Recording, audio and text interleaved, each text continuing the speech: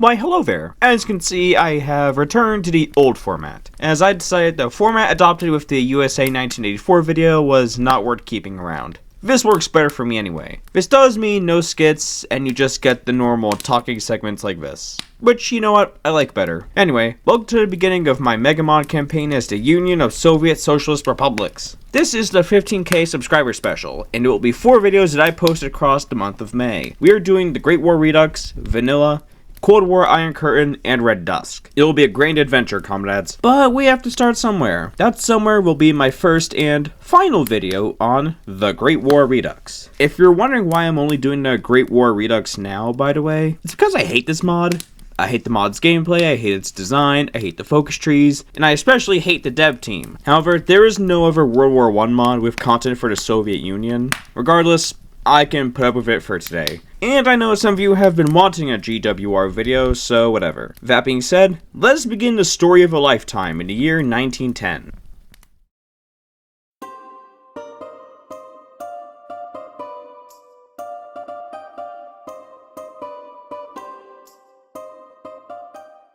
Europe in 1910 is practically unrecognizable in comparison to modern Europe. Empires galore, as monarchies ruled a continent. The United Kingdom and France wield massive colonial empires across the world, all while maintaining their homeland democracy. Germany, Austria-Hungary, the Ottomans, and of course, we, the Russians, are still all largely autocratic empires. We may have parliaments, but for most of us, much of the authority still lies with the emperor. This is Russia's situation, as although we do have a parliament in the form of the Duma, the executive authority lies with Tsar Nicholas II.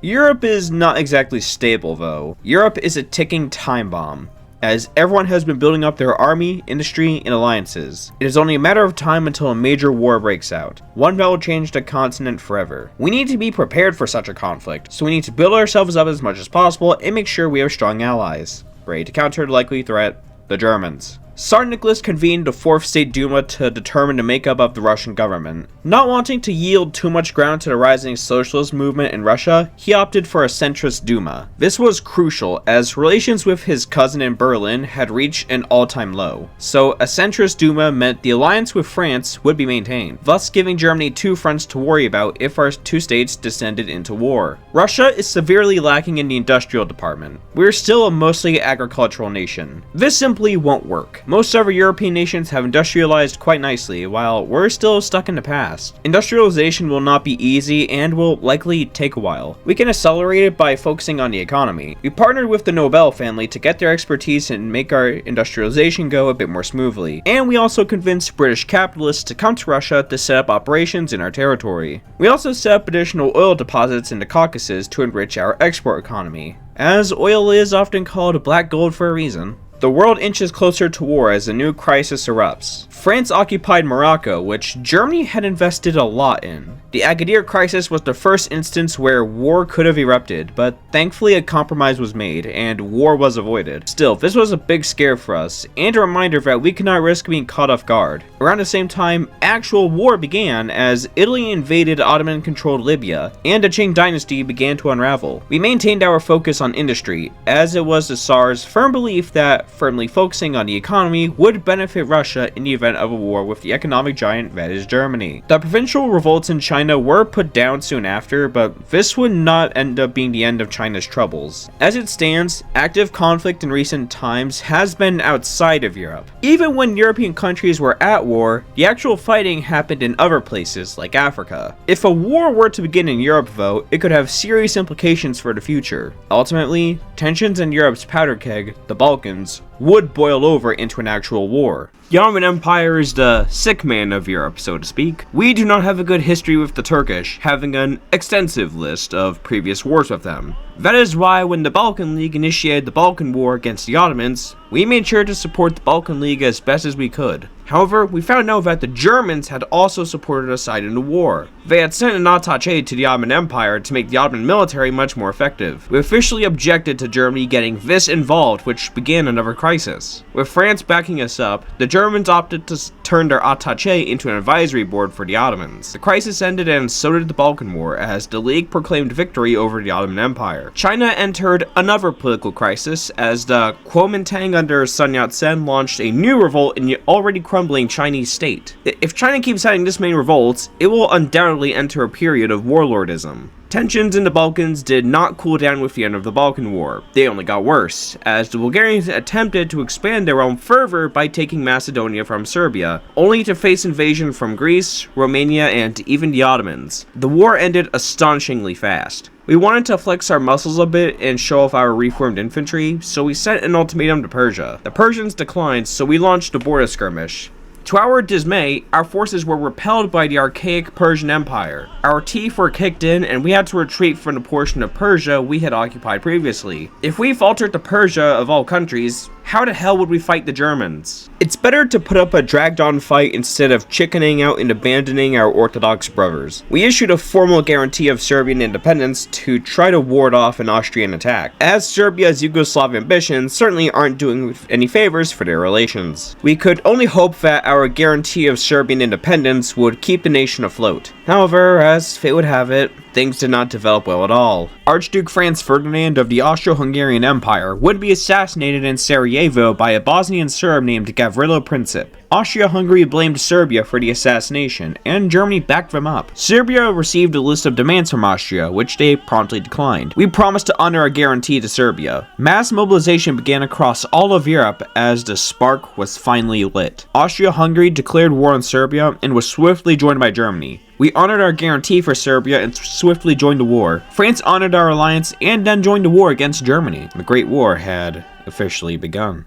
In the lead up to the war, I was spending my time trying to fully equip my reformed infantry. However, fully supplying 120 reformed divisions is really difficult, so I was still missing a lot of equipment. And because I was missing equipment, I couldn't train more units the entire damn war. I had to make do with what I had. Because we couldn't train more units, we had no chance of executing an offensive against the Central Powers. For the entire war, we would need to be on the defense. This seemed like a stable strategy, as we firmly believed the British Navy could stop the Germans from receiving vital food imports to feed their people and military. We just had to hope that Britain did join the war and that we didn't buckle in the same time. The Central Powers launched massive wave attacks on our front line. Surprisingly, despite the equipment shortages, we were mostly holding the front line just fine. At that same time, Germany initiated the Schlieffen Plan to get around the French defenses. This is important because Belgium was guaranteed by the British, thus giving Britain a reason to join the war on the side of the Entente. They sent me an attaché to assist in our defense. For a good while, we were holding the line relatively okay despite the fact that we could barely cover the front line against the Central Powers. It was mostly Austria focusing on us, and because of their multi-ethnic military, they could barely coordinate their attacks and mostly just suicide charged our front line. The combat on the Western Front had gotten really slow, so both sides had resorted to suicide charges, gas attacks,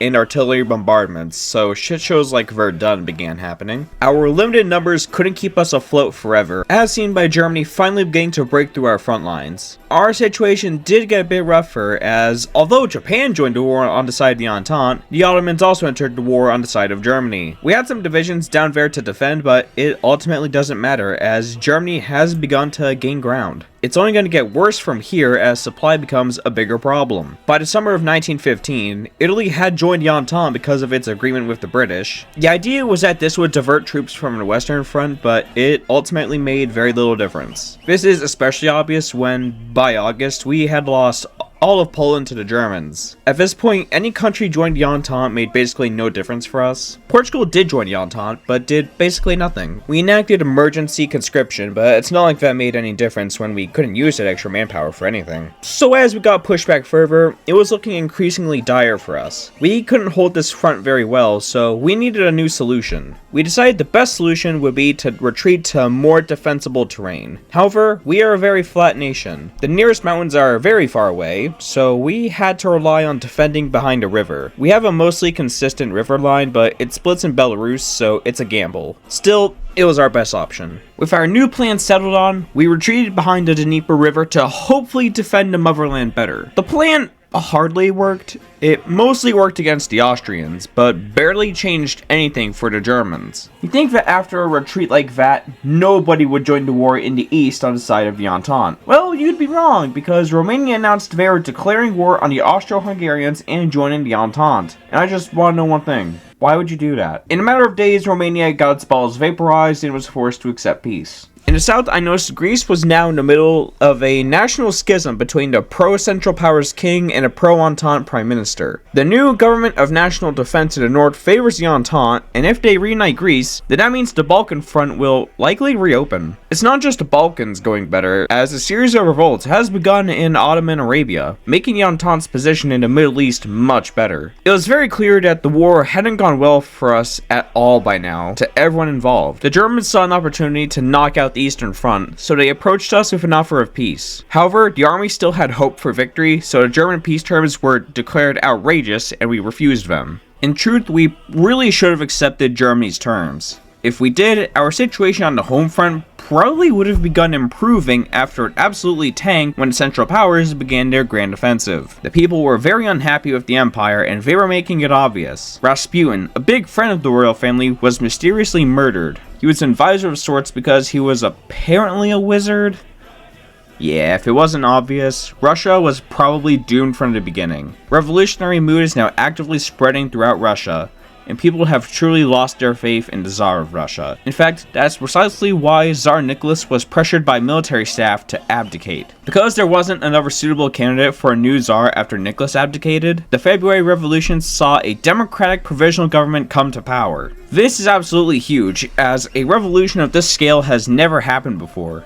Georgy Lvov was appointed as Prime Minister of the Provisional Government to lead the nation as its first new leader. However, due to immense pressure, he was forced to resign, and Alexander Kerensky took his position. To try to regain war support, Kerensky ordered for a new offensive to push back the Central Powers. However, the offensive went horribly as the Provisional Government did basically nothing to fix the issues created by the Russian Empire, meaning our lines were too thin and undersupplied. So the only place we saw some success was against the Austrians. Even then, we barely regained any ground. The provisional government may have gotten rid of the rotten, outdated monarchy, but that doesn't automatically mean it was superior. The military was angry now, and Kornilov decided to rally his men together to march on Petrograd to establish a military government, end the war, restore order, and squash the influence of the rising Bolshevik movement. However, by arming the Bolsheviks and sabotaging Kornilov, the Kornilov affair ended in disaster and Kerensky was able to successfully establish the Russian Republic. However, the Bolsheviks don't like the Republic. Even if Russia isn't a military dictatorship, Kerensky has failed to get Russia out of the war, and that deeply angers literally everyone. The Great War was a total disaster for Russia, and all the working class of Russia wants now is peace. The Bolsheviks,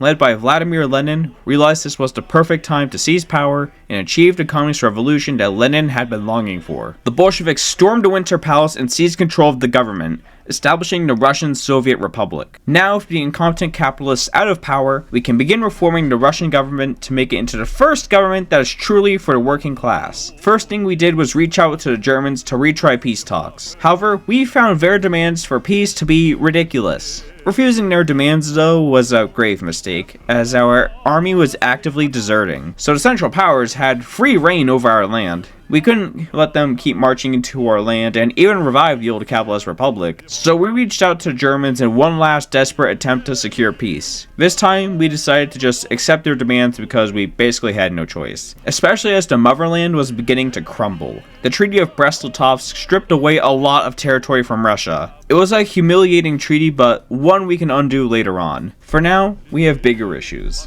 We needed to completely rebuild the army, but revolts against Soviet rule were springing up all over the nation. However, our revolution was almost destroyed before it even began, as Vladimir Lenin was shot. Luckily, he was only hospitalized. Still, things were highly turbulent as revolts sprung up everywhere and our actually decent army was tiny, forcing us to use dogshit militias as the bulk of the military. We were trying to nationalize as many foreign industries as we could, as more factories in the hands of the proletariat means we can actually do proper industrialization of the motherland. But as we put down more revolts in the Caucasus, the situation grew out of control. The various warlords in Siberia had been consolidated under one government under the rule of Admiral Alexander Kolchak. The White Forces now appeared to wield a unified front against us, but we hold the advantage. We control the industry, population, and have a properly united government. They have barely any industry or population, and their government can't agree on what they'll do post-war. Still, they have the international support. which is why we also had to later fight an Entente invasion force in northern Russia, where there is basically no fucking supply anywhere. It was going to be a long war, as we needed to rebuild basically everything while also fighting a civil war. Not long after this, we got the news that the Germans had sent a notice of surrender to the Entente to prevent Germany's total collapse, officially ending the Great War in a victory for the Entente. This is amazing news for us, as it means 0 republics in Eastern Europe that they carved out of our territory are now practically free for the taking. In fact, we took the opportunity to seize control of Belarus to bolster ourselves. We mainly lack support equipment because the militias use a stupid amount of support equipment and I can't change the template. It was here that I realized that it would probably be a while before we truly unite Russia. Estonia was already independent and we made no effort to reclaim them, yet they declared war first. I didn't see reason to bother with Estonia, so we pieced out with them so we could focus on Kolchak's forces. Things were beginning to shift on the front line.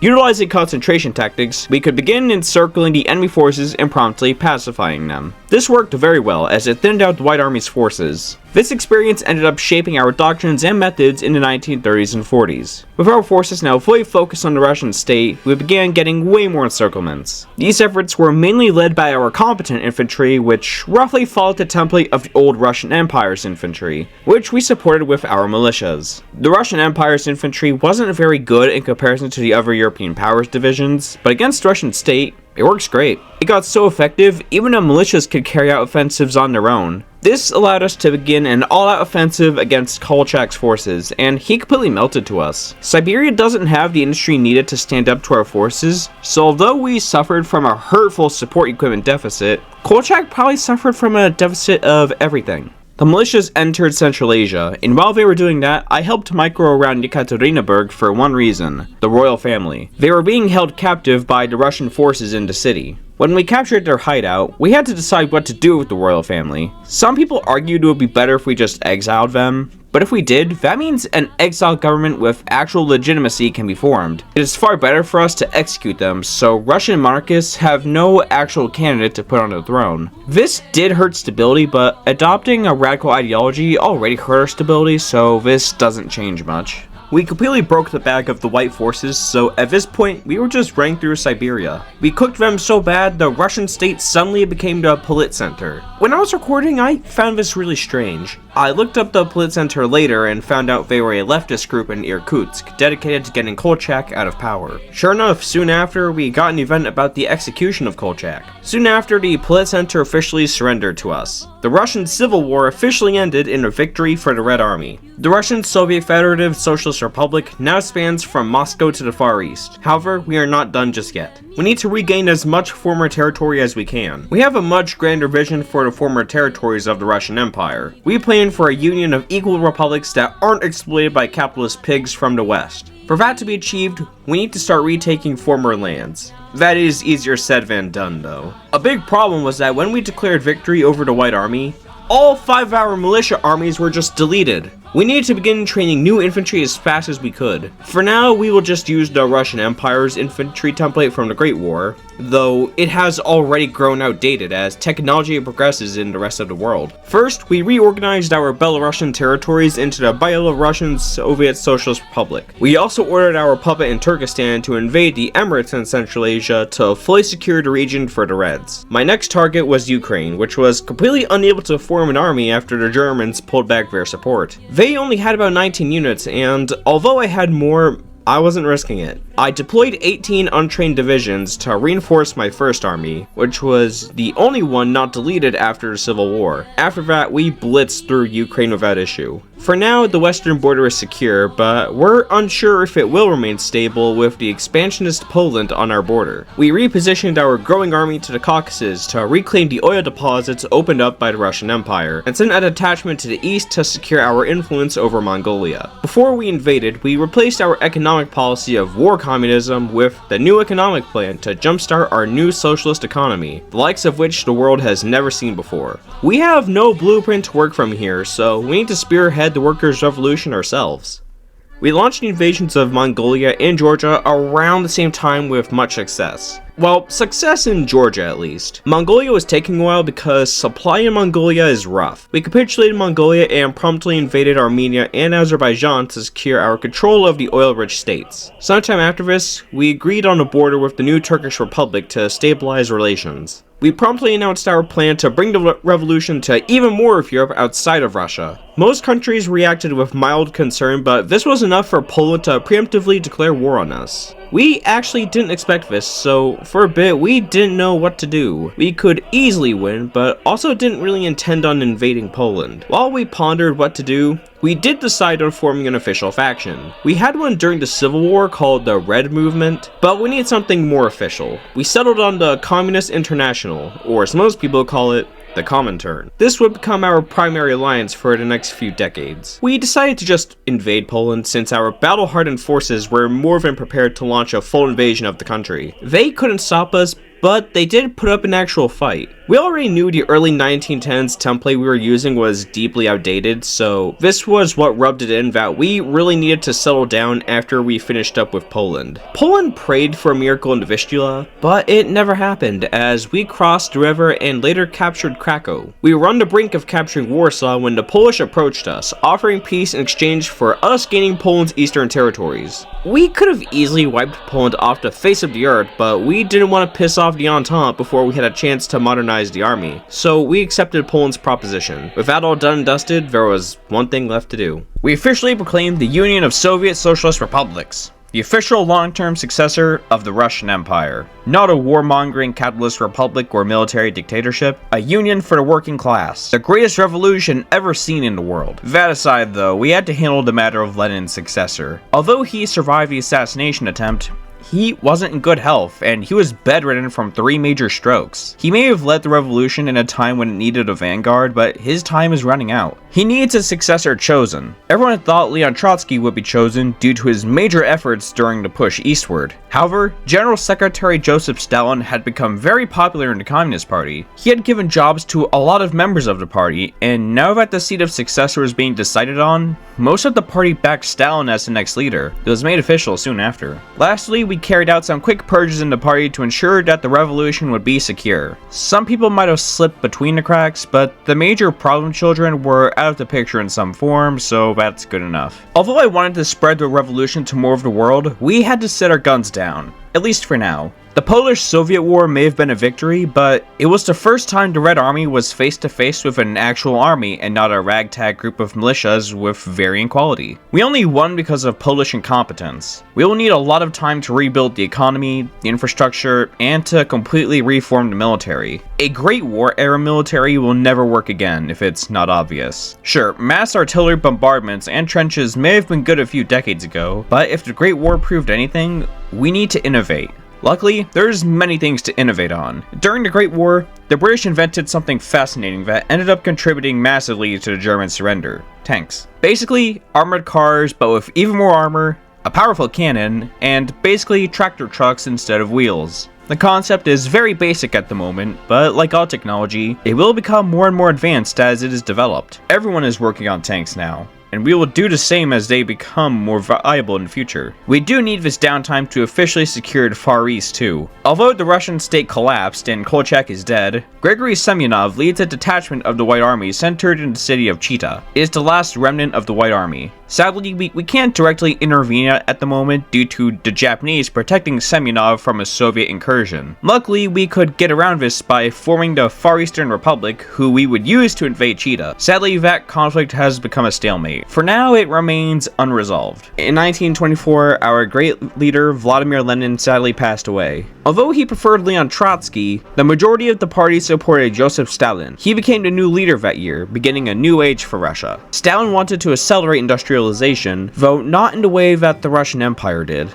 He also would have massive paranoia, which became very apparent in 1936. In 1925, we struck a deal with the Empire of Japan. In exchange for Japan's withdrawal of all support for Grigory Semyonov's forces in the Far East, we'd give them North Sakhalin. This deal was accepted, and the Red Army marched on Chita soon after. The Far Eastern Republic was folded into the USSR soon after, technically making 1925 the official end of the Russian Civil War. At the same time, the Kuomintang was reorganizing itself in China. After the death of Sun Yat-sen in 1925, Chiang Kai-shek rose to power in his place, making China a military dictatorship that only spiritually followed Sun Yat-sen's 3 principles. They launched the Northern Expedition the year after, and managed to overcome a sweeping majority of the warlords that had formed in the wake of the Beiyang government's failure. The Northern Expedition was a success, and the Beiyang government collapsed, and the Fengtian clique was pushed back to Manchuria. This came at a cost, though, as disagreements between the KMT and CPC spiraled into the Chinese Civil War. By 1936, the Civil War was at a standstill due to a looming threat of the Japanese Empire, which had since occupied Manchuria. The Japanese are clearly waiting for an excuse to invade China. Sadly, there's not much we can do. The most concerning thing that's happened these past few years was the rise of a new dangerous ideology in Europe. Fascism has become deeply rooted in Germany and Italy. Germany in particular is extremely racist and revanchist now, meaning they will likely stop at nothing but total continental domination. Of course, this is only conjecture, but we must be wary of them at all times. Now that we're all caught up, let us continue the great story of the USSR. Today, we will discuss the greatest war Russia has fought yet. Let us commence.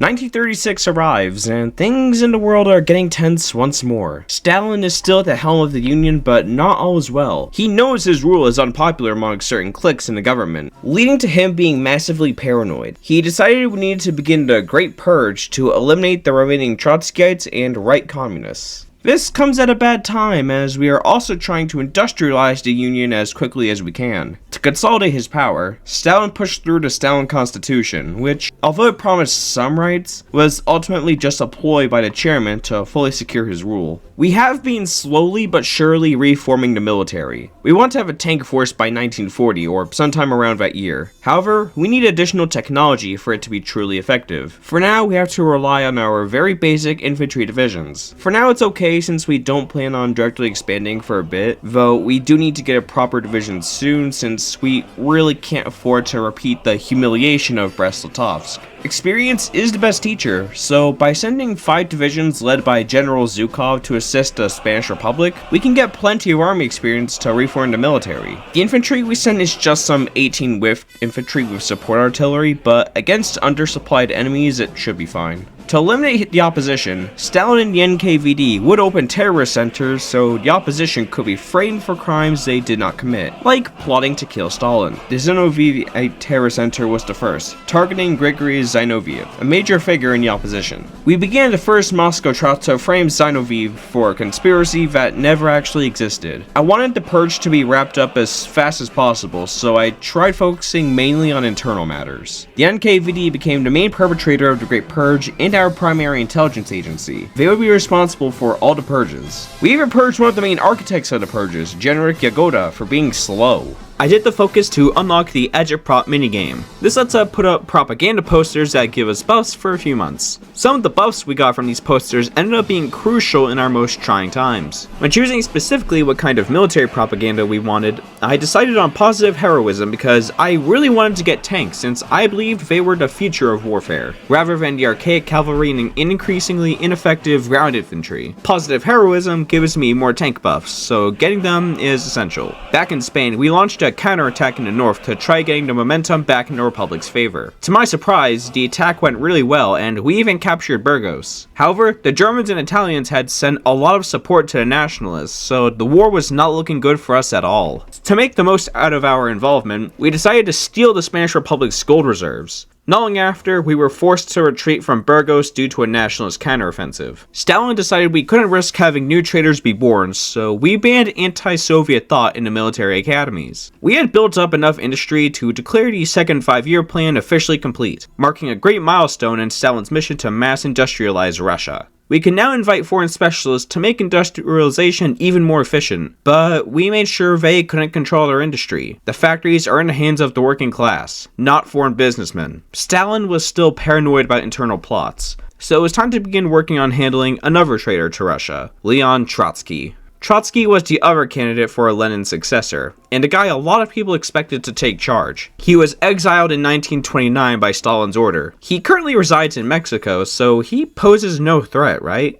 Well, being paranoid as always, Stalin suspected that there was a Trotskyite plot. In case there was, the anti-Soviet Trotsky Center was created as a farce to root out any sympathizers to Trotsky. Although he is in exile in Mexico, who says he can't orchestrate a coup while in exile? We cannot take risks, so we sent some operatives into Mexico in preparation for a future operation. By now, the conflict between China and Japan had erupted once more. We made sure to send equipment to our ideological friends in the Chinese Soviet Republic. We must stand together against these foreign tyrants who seek to destroy the worker spirit. Sadly, we got the news that the nationalists had proclaimed victory in the Spanish Civil War. Luckily, Zhukov and his detachment were able to flee without issue. Still, this means Spain will not be in our sphere and is now favorable to the Axis powers. It's less of a problem for us though, and more of a problem for the Allies. Yankovity officially laid out the plans to assassinate Trotsky, and once we knew where Trotsky resided, our operatives in Mexico began preparations. Stalin decided that the Ural Mountains would be a good place to build more factories, as the mountains can't be used for much else. We're building our military industry in Siberia, by the way, so that our military-industrial complex is safe in the event of a foreign invasion. The expansion of the industry also called for new universities to be opened around the Union, so more workers could receive an education.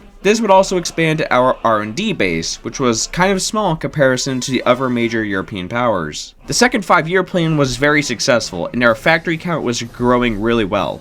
Our industrial capacity was growing to an extent that could rival the United States. We can keep that success going with a third 5-year plan. Over a third period of 5 years, the USSR could truly reach new heights that the old Russian Empire never could have expected. However, there is some doubt that this can be achieved because of what's been happening in Europe. The German Reich is expanding its grasp on the continent. In 1938, Germany officially annexed Austria. Now, they've gone and basically taken Czechoslovakia for free after practically being given the green light by the Allies. Hitler is known for his extreme racism towards people whom he blames for Germany's defeat in the Great War, which includes Slavs, the majority race of our Union. There is genuine worry now because of Hitler, but to our surprise, the Germans had an offer for us. They offered a non-aggression pact and proposed dividing Eastern Europe between our two nations. I decided to accept because I knew for a fact we weren't ready just yet. By accepting this offer from the German Reich, we were buying ourselves some much needed time to expand the army a bit more. We needed to reform the army as best as we could.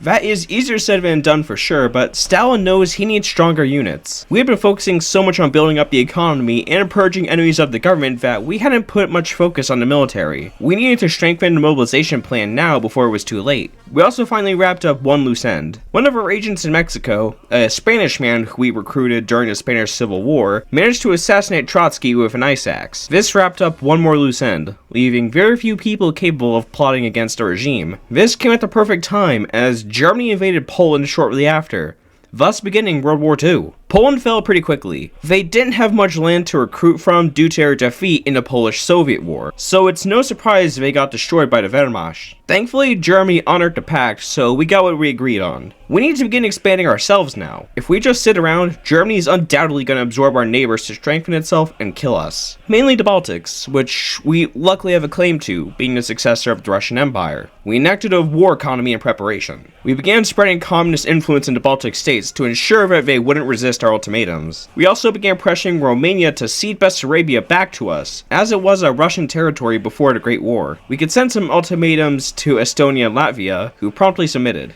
Lithuania took some extra time because I was missing political power, but they gave in. Romania also surrendered Bessarabia. With some easy expansion out of the way, we finally deployed our first 4 tank divisions. These were placed under the command of newly promoted Field Marshal Georgy Zhukov. I decided that Finland would be a good place to test my tanks, so I lined up my tanks on the border, along with some infantry, in preparation to secure the area around Leningrad. I did the focus to get the war goal, and I was ready to declare war. However, something stopped me right in my tracks. For some reason, Germany had guaranteed Finland. One asshole.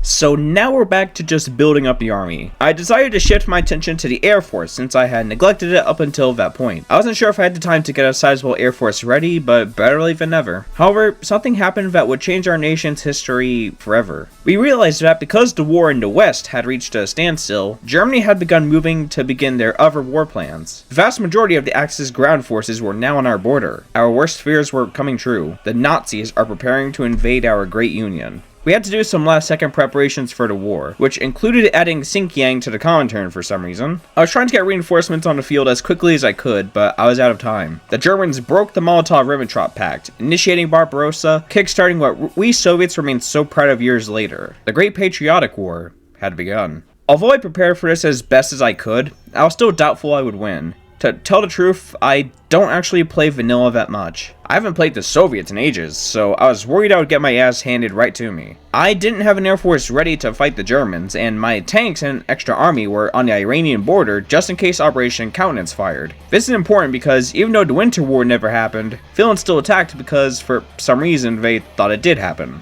This meant there was a Finnish front when there really shouldn't have been one. Great. At first, it looked like we were holding relatively okay. I decided that while we could still sort of hold the front line, we needed to eliminate Finland. Although they cooperate with the Nazis, they are not in the Axis. This means we can handle Finland separately, so that's what we will do. Because we weren't expecting Finland to be in the war, Leningrad was wide open, so Finland took it without a fight. Luckily, with the arrival of our tanks and the infantry, we swiftly retook the city. Finland was completely incapable of stopping our tanks, so we captured Helsinki and began moving north to take more Finnish cities. To prevent their collapse, they begged us for peace, offering up Karelia. We accepted their peace proposal because if we didn't, then we would have a broader border with the Axis in the north via Norway. Keeping Finland around as a buffer works perfectly for us, at least for now.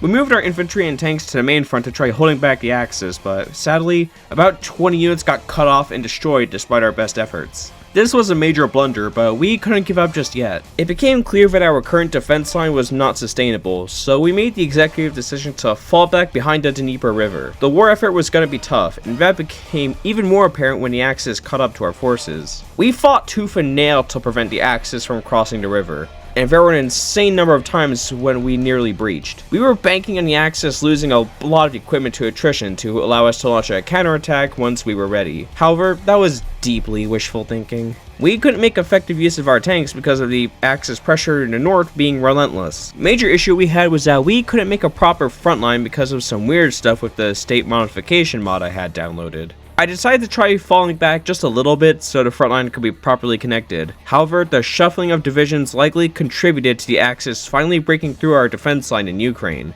The Axis breakthrough in Ukraine was a bit sloppy, so we sniped our first of many pockets. We did try to keep up the momentum, but we weren't in a place to do big counteroffensives like that. Not for now, at least. The Axis didn't just cross in Ukraine, they began gaining ground in other places too. We were being pushed back across most of the front line. The Axis got a breakthrough in the north and nearly captured the strategic city of Pskov. Luckily, the arrival of some tanks stopped the Axis just before they entered the city. The war was hectic as hell. We were holding on as best as we could on the front line. The Axis didn't have many fronts to worry about, so naturally they had a ton of stuff on my border. I had to pray that the Allies would do something, but they were incredibly useless the entire time. If the Allies did have a plan, it certainly wouldn't be put into action for a while. We just had to take the brunt of the Axis armies until we could begin counterattacks. Although for a while, I was holding back the Axis in the north, I made the decision to withdraw from Estonia. I don't have cores on Estonia, so I actually have to use my own resources to garrison it while I'm also fighting the Germans.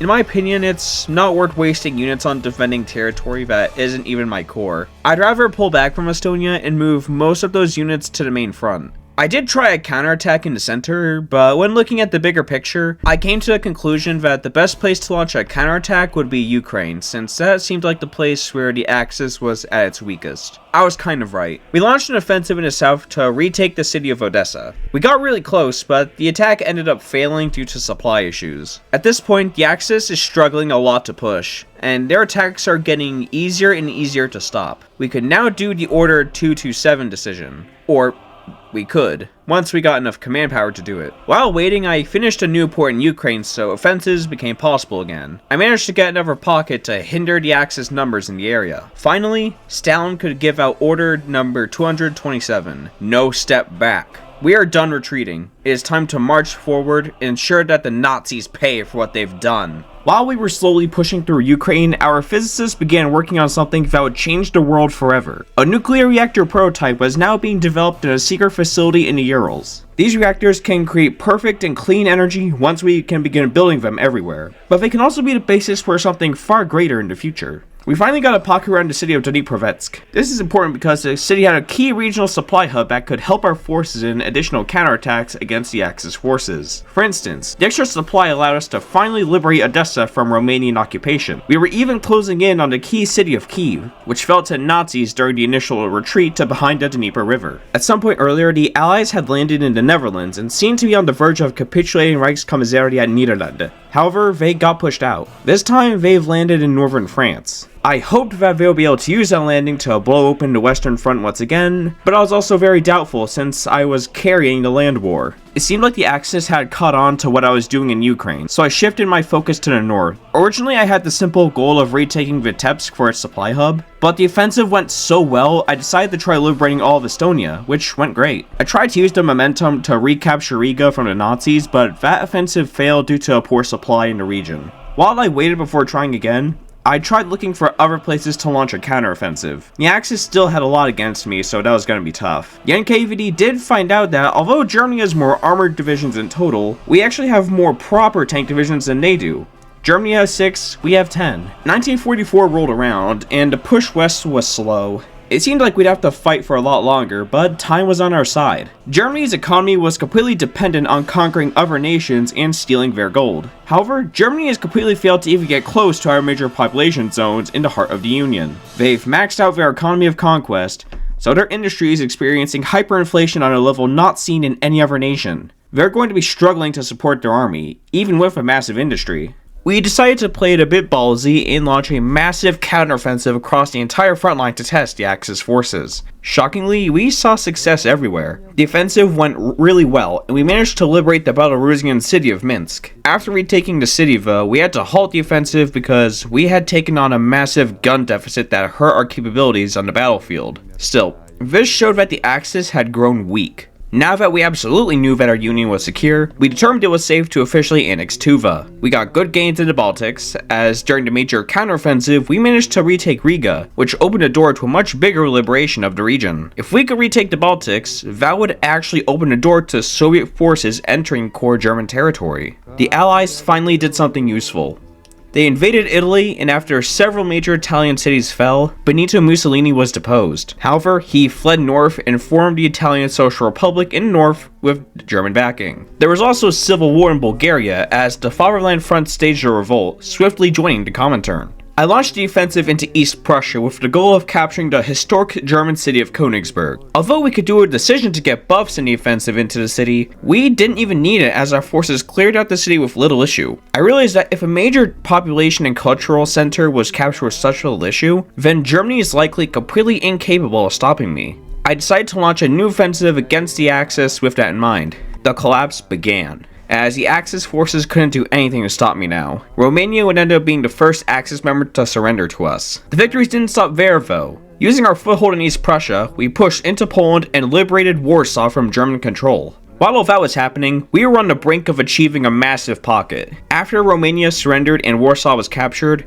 we finally closed the pocket and encircled 2 full armies. This is a massive loss for the Axis, since they can no longer afford to replace their losses. With so many units cut off, our forces stormed the city of Berlin. With the loss of Berlin and the status of Adolf Hitler becoming unclear, the collapse of the German Reich and the entire Axis in Europe is upon us. When we finally crushed that big pocket we got earlier, it was determined that 435,000 Axis soldiers had perished in that pocket. A very satisfying victory, especially since 9 German tank divisions were caught, including about half of their capable tanks. Finally, after we marched through most of Germany's major cities, the German Reich surrendered to us. The war didn't end with the fall of Germany though. We had to march into Budapest, which was generally pretty simple. Once that was done, Hungary surrendered. With Hungary down, the Axis powers finally surrendered. The murderers and rapists of our people are dead. Evil has been vanquished. The war in Europe was over. The Axis in Europe was defeated as the last soldiers surrendered to either us or the Allies. Now we needed to divide the spoils. Now, we could have taken most of Germany for ourselves. However, in an earlier conference, we agreed to a split of Germany with the Allies, even if they don't deserve it. Our spies had determined that America was also working on achieving nuclear weaponry, so they advised against antagonizing the United States. Begrudgingly, we agreed. So, here's what we came up with. We gave France, Belgium, and the Netherlands back to their exile governments. Italy was occupied by the Allies during the war, so that will be their only truly deserved gain from the war. We gave Yugoslavia and Greece their land back also. Although the Allies wanted Poland's independence to be restored, they knew they couldn't do anything about Eastern Europe. We fully annexed Poland's pre-war territories. In Czechoslovakia, Hungary, and Romania, we set up pro-Soviet regimes. We also officially united Bulgaria under the socialist government. Finally, we needed to do something about Germany. We could have taken most of it, but because of the possibility of the Americans getting nuclear weaponry before us, we elected to be nice and divide Germany between East and West among the provisions decided on before the war ended. The Allies did suggest we take Pomerania and Silesia and repopulate them with Poles as a consolation for the Polish people. However, we already decided on annexing East Prussia and replacing its German population with Slavs. And reconstruction is going to be expensive if we want to fully integrate Poland. So it would be better if we let Germany keep the eastern Weimar border. Western Germany would be brought under Allied occupation for the next few years. It was decided that Austria, though, would be restored as an independent and neutral buffer state. One thing we both agreed on was that the Prussian identity and culture must be destroyed. Germany's militarist culture is derived from Prussia, in its history of militarism and conquest. It is inherently responsible for what's happened. So to ensure the events of the Holocaust never happen again, Prussia must never rise again. So now we are once again in a state of peace. However, the Axis powers are not gone. Although in Europe they have been destroyed, third major signatory of the Axis is still kicking. The Allies have been fighting Japan for the past few years alongside the Chinese United Front. Both have failed to make any significant progress against the Japanese. Clearly, we must intervene in the East to destroy fascism's last bastion. On January 18th of 1945, we officially completed our nuclear reactor. We can now begin building these all throughout the Soviet Union. Our scientists can return to basic nuclear research, since now that we have nuclear reactors, we can begin working on getting a new breakthrough to begin developing nuclear bombs. We managed to make a game-changing discovery that finally gave us the technological breakthrough we needed to finally begin developing the atomic bomb. I wasn't sure if we could finish it during the war with Japan, but it's best to begin working on it now. Our 2 infantry army groups and our now full army of 24 advanced tanks arrived in the Far East, so Stalin gave out the order to declare war on the Empire of Japan. Clearly the Allies in China needed our help badly because despite the Japanese clearly being weak, they haven't been able to take advantage of that at all. One army would focus on Manchuria, and the other would be sent into China to assist the KMT and CPC directly. Although we were friends during the Great Patriotic War, we were starting to not trust the Americans. The British and French were not big strong empires anymore, as France was obliterated by the Germans and the British couldn't afford to keep their empire anymore. We gained a massive industry and economy even during the war, and with our nuclear developments, we were poised to become a superpower alongside the United States. Still, we didn't want to immediately be thrown into another new war, so when the Americans suggested we split Korea, we agreed. However, the Americans didn't do shit to warrant them getting a cut of Korea. Zhukov's tanks single-handedly liberated Korea, and not one American boot stepped into Korea. Why should America get a piece of a pie they didn't help with? Anyway, we tried to push into Manchuria with our tanks. Supply was bad though, so for now Manchuria gets to live. We were also trying to get air superiority over Japan with our new advanced fighter planes. We couldn't build an air force during the war in Europe because of Germany always shooting everything down, but now we can actually build an air force. Air superiority is especially important now because I suspected we would need to crutch on paratroopers to invade Japan. Zhukov was ordered to move his tank forces to central China, so we could launch an offensive to liberate Nanking and Shanghai from the Japanese occupiers. Zhukov's tanks had become strong as hell by now, so they shattered the Japanese forces. Nanking was liberated alongside Shanghai and several other Chinese coastal cities. The Wang Jingwei regime soon after collapsed, effectively killing Japan's invasion force. In August, I got the news that our first nuke was finished. I wanted to make a show of force to intimidate the Allies, so I quickly threw together some strategic bombers to drop the nuke on Japan. I also wanted to test my paratroopers to make sure they'd work, so I dropped them on Okinawa. They landed uncontested, so I was confident we could land. To my surprise, the Allies stopped sitting on their asses and launched a naval invasion of Japan. With the Allies now in Japan, I realized now is the perfect time to drop the nuke on Japan. I chose Hiroshima since the Allies controlled the land outside of the city. We dropped the first nuclear bomb in history, flattening the city in one blast. I didn't want to miss out on the fun, so I sent in Zhukov's tanks and the paratroopers, since the paratroopers are a form of special forces. We prepared another nuclear blast, this time for Tokyo. The reason being to kill the royal family so we could install a communist government in northern Japan. However, the strike failed. Doesn't really matter, as the Japanese government practically melted to our forces. Finally, the war would end as the Empire of Japan would formally surrender. So now we had to handle the co-prosperity sphere. Manchuria and Inner Mongolia were given to Mao's Chinese Soviet Republic, while the KMT retook the rest of China. Southeast Asia was just given new governments. Korea and Japan would be where relations between us and the Allies broke down. Although we previously agreed to a division of Korea, we decided not to follow through with that agreement, since the Americans did fuck all to liberate Korea from the Japanese. Korea will be united under a communist regime. Furthermore, it looked like we would fully puppet Japan since we did most of the work in the invasion. All the Allies did was get the landing. However, we decided to let them get southern Japan as a consolation prize. With the fall of the Empire of Japan, the world is once again at peace. However, there is still much tension. Things were a wee bit tense during the European peace talks, yeah, but nothing to cause a total breakdown of relations. It was the detonation of RDS-1 on Hiroshima and a peace in Asia that have caused a lot of mistrust to form between us and the United States. As we look to the future, nuclear weapons become more commonplace as more nations begin nuclear programs of their own. The US by now has tested their own nuclear bomb, and the British and French are undoubtedly intrigued in the prospect of nuclear armaments. However, using these weapons could result in the destruction of humanity. A third world war between the West and the East could be the end of life as we know it. During the Great Patriotic War, Xinjiang had left the Chinese United Front in a separate peace with Japan and joined the Common Form. In 1947, we opted to turn Xinjiang over to Mao Zedong's forces, who promptly reorganized it into the People's Republic of Xinjiang, which would later be directly annexed. The British had also begun working on slowly decolonizing, as they no longer had the funds to maintain their colonial empire. France, however, would fight tooth and nail to keep their colonies like the dirty imperialists they are. However, the biggest development came in April 1949. The Western powers formed the North Atlantic Treaty Organization, better known as NATO. If our suspicions are correct, NATO is a fiercely anti-Soviet bloc that exists to challenge communism and our union. Furthermore, it may be actively out to destroy us. We must be wary of the West at all times and ensure that we counter it whenever we can. That brings us to today. The atomic age is upon us. As both blocs of the world develop their nuclear arsenals, thus making a new war highly unappealing, a new period of coldness towards each other begins. Let's get started.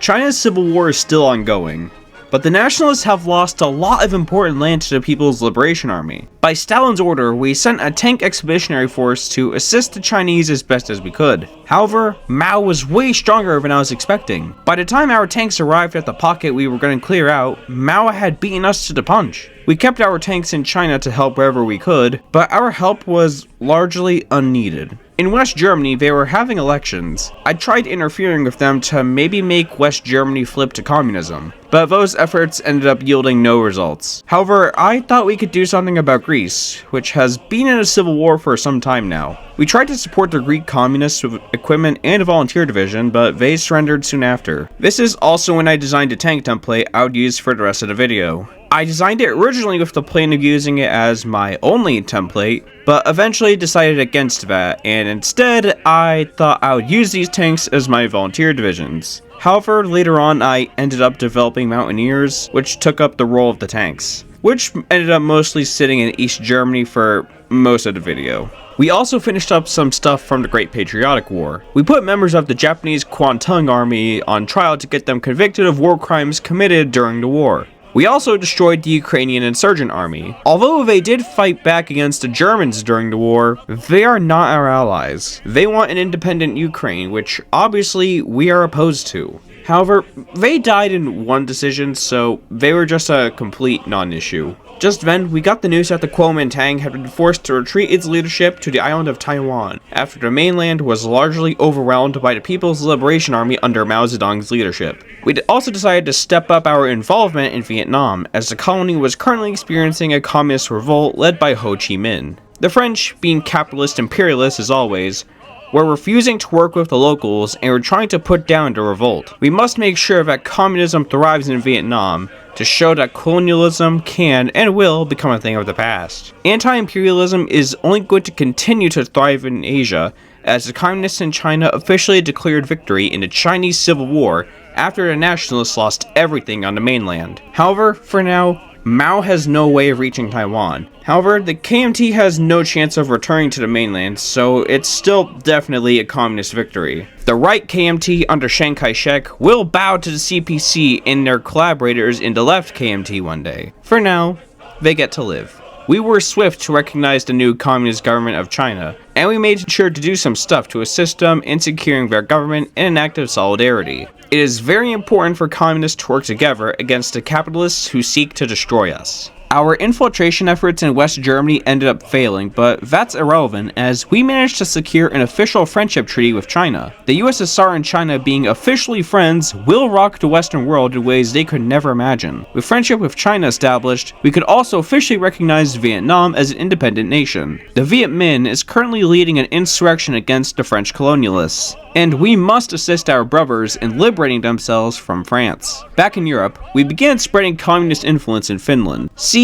we did fight Finland during the Great Patriotic War, but decided to sign a quick peace with them so we could fully focus on fighting the Nazis. We could just walk right in and they couldn't stop us now, but we believe it's better to subvert Finnish politics and influence them until we can establish a dependent state that we can later annex. We also decided to formally end the occupation of East Germany, and formally establish the German Democratic Republic. Letting Germany hold on to Pomerania and Silesia was the right call, because without it, the new GDR has no chance of standing up to the Federal Republic of Germany. We began looking into this new thing that was just invented.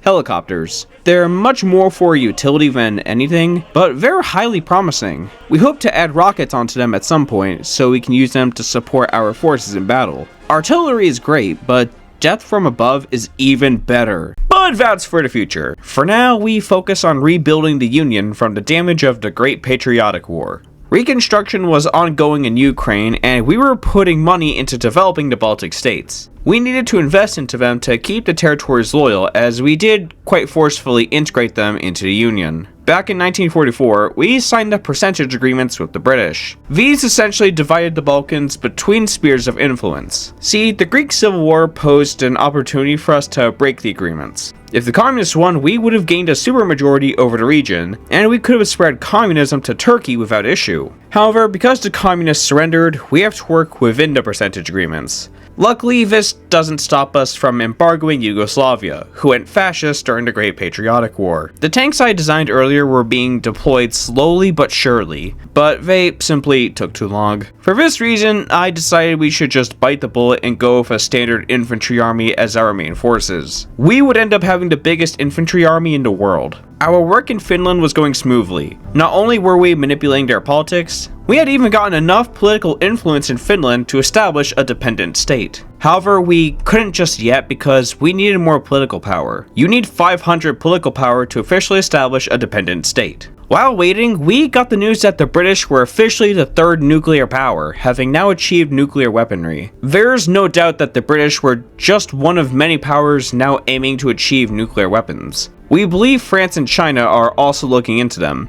and both of them are more than capable of achieving such devices. Then, as fate would have it, two governments would be hit with a coup. The Free Officers movement in Egypt would stage a coup, formally ending the monarchy. Next, we finally pulled the trigger on Finland and eradicated their capitalist Nazi-sympathetic government, making it a Soviet puppet state. Finland was merely a loose end from the Great Patriotic War. Remember, the only reason we accepted their conditional peace was because we needed everything on the front line with Germany. Now that we were at peace, it was the right time to subvert Finnish politics and coup their government. This is also important because by the end of the Great Patriotic War, Finland was the only part of the former Russian Empire to not be part of the Union.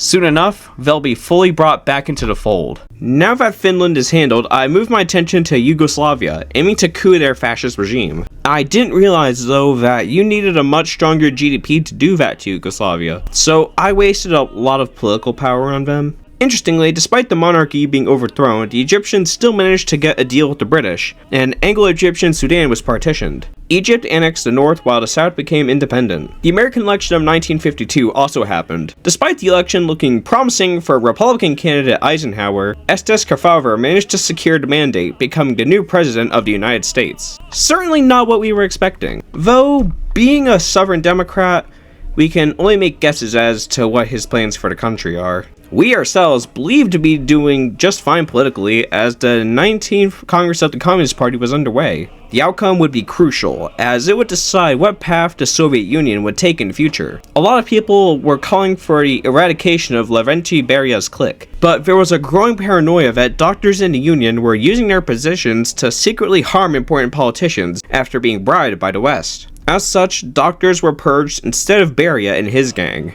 We did try working with the West a bit, despite their blatant hostility showcased by the US pledging to defend Taiwan. We sent a proposal to the West, suggesting we create a united but neutral German state. See, the US was actually on board with this plan, and so was East Germany. The reason it failed? West Germany completely refused. This is what spelled it out for us that West Germany cannot be trusted, and the GDR is the only rightful government of Germany. Sadly, our union would lose its great leader in 1953. Stalin passed away after his best doctors were purged, and the remaining few were terrified they would be next, so nobody helped him in his final moments. Furthermore, it was not immediately obvious who would succeed Stalin, since there were multiple candidates. The Union itself will survive, but we need to end this leadership crisis before the West can exploit it. Ironically enough, not long after Stalin died, we could officially annex Finland into the Union. It's too bad our fallen leader died just before the last renegade state of Russia could be brought back into the fold. The reformists were by now the dominant clique in the Soviet Union, with Georgy Malenkov being chosen as a provisional leader, while the Politburo and the Presidium focused on choosing a new leader. Malenkov decided it was important to cancel a lot of Stalin's big projects, as he and other reformists in USSR believed Stalin was a tyrant, and that the Union needed to undergo de-Stalinization. Stalin also ended ties with Israel, but Malenkov opted to reopen the Israeli embassy. We also used this downtime to design our primary special forces unit. I went with mountaineers, as I believed they could navigate complex terrain better than my tanks could. Later on, I added attack helicopters to these mountaineers, and they became almost unstoppable. Within the Soviet Union, the head of the secret police, Lavrenti Beria, believed he was the only right choice to succeed Stalin. To avoid suspicion, he positioned himself as a reformer like that of Malenkov and Khrushchev. He used his position as head of the NKVD to issue an arrest warrant for Stalin's youngest child, Vasily Stalin. He was able to get the MBD and MGB to be merged into one entity under the guise of simplifying Soviet bureaucracy, when really it was just to give him more power. The Presidium did try to counter Beria's influence, but he was very well known by now, so he could use his power to delay their countermeasures to his plans. Beria was only a reformist on the surface. He discreetly halted the radical reforms that Malenkov and Khrushchev were trying to push through. Furthermore, he was able to stop people from accusing him of treason by pledging his full allegiance to the Presidium. Beria, being the head of Soviet intelligence, knew that Malenkov and Khrushchev didn't agree on everything, so he used that information to turn the two of them against each other and prevent them from agreeing on anything. The Troika was struggling to make decisions, but it could agree on sending 5 mountaineer divisions to assist the rebels in the Belgian Congo. We need to destroy colonialism at every opportunity. This expedition would be harder than I thought though, because the Congo rebels have no fucking units. So we decided we would carry the Congo to victory if we had to. We swiftly eliminated the Rwanda-Burundi government and tried to refocus to the Western Front. I did notice that there was another revolt in the Congo, so I tried to send them volunteers too, but they told me to get lost. Assholes. While the power struggle was going on, other political developments around the world were happening. Vietnam had achieved independence, but sadly it was split into two. The North will be led by the communist Ho Chi Minh, who we obviously recognized. The South, though, is a neo-fascist regime backed by corporate figureheads and the United States, who must be stopped. We also got the news that Mongolia's request to become an SSR had been rejected. Maybe I'm a bit crazy, but I have the feeling they asked the wrong person or something, because I got no events about Mongolia wanting to join a union. Not sure what happened, honestly. Back on the home front, Beria decided it would be best to cautiously support de-Stalinization. In truth, he admired Stalin's style of leadership, but he realized that the Union had gone in a reformist direction, so he pretended to support it. What he did do, though, was claim that the Presidium would inevitably melt down.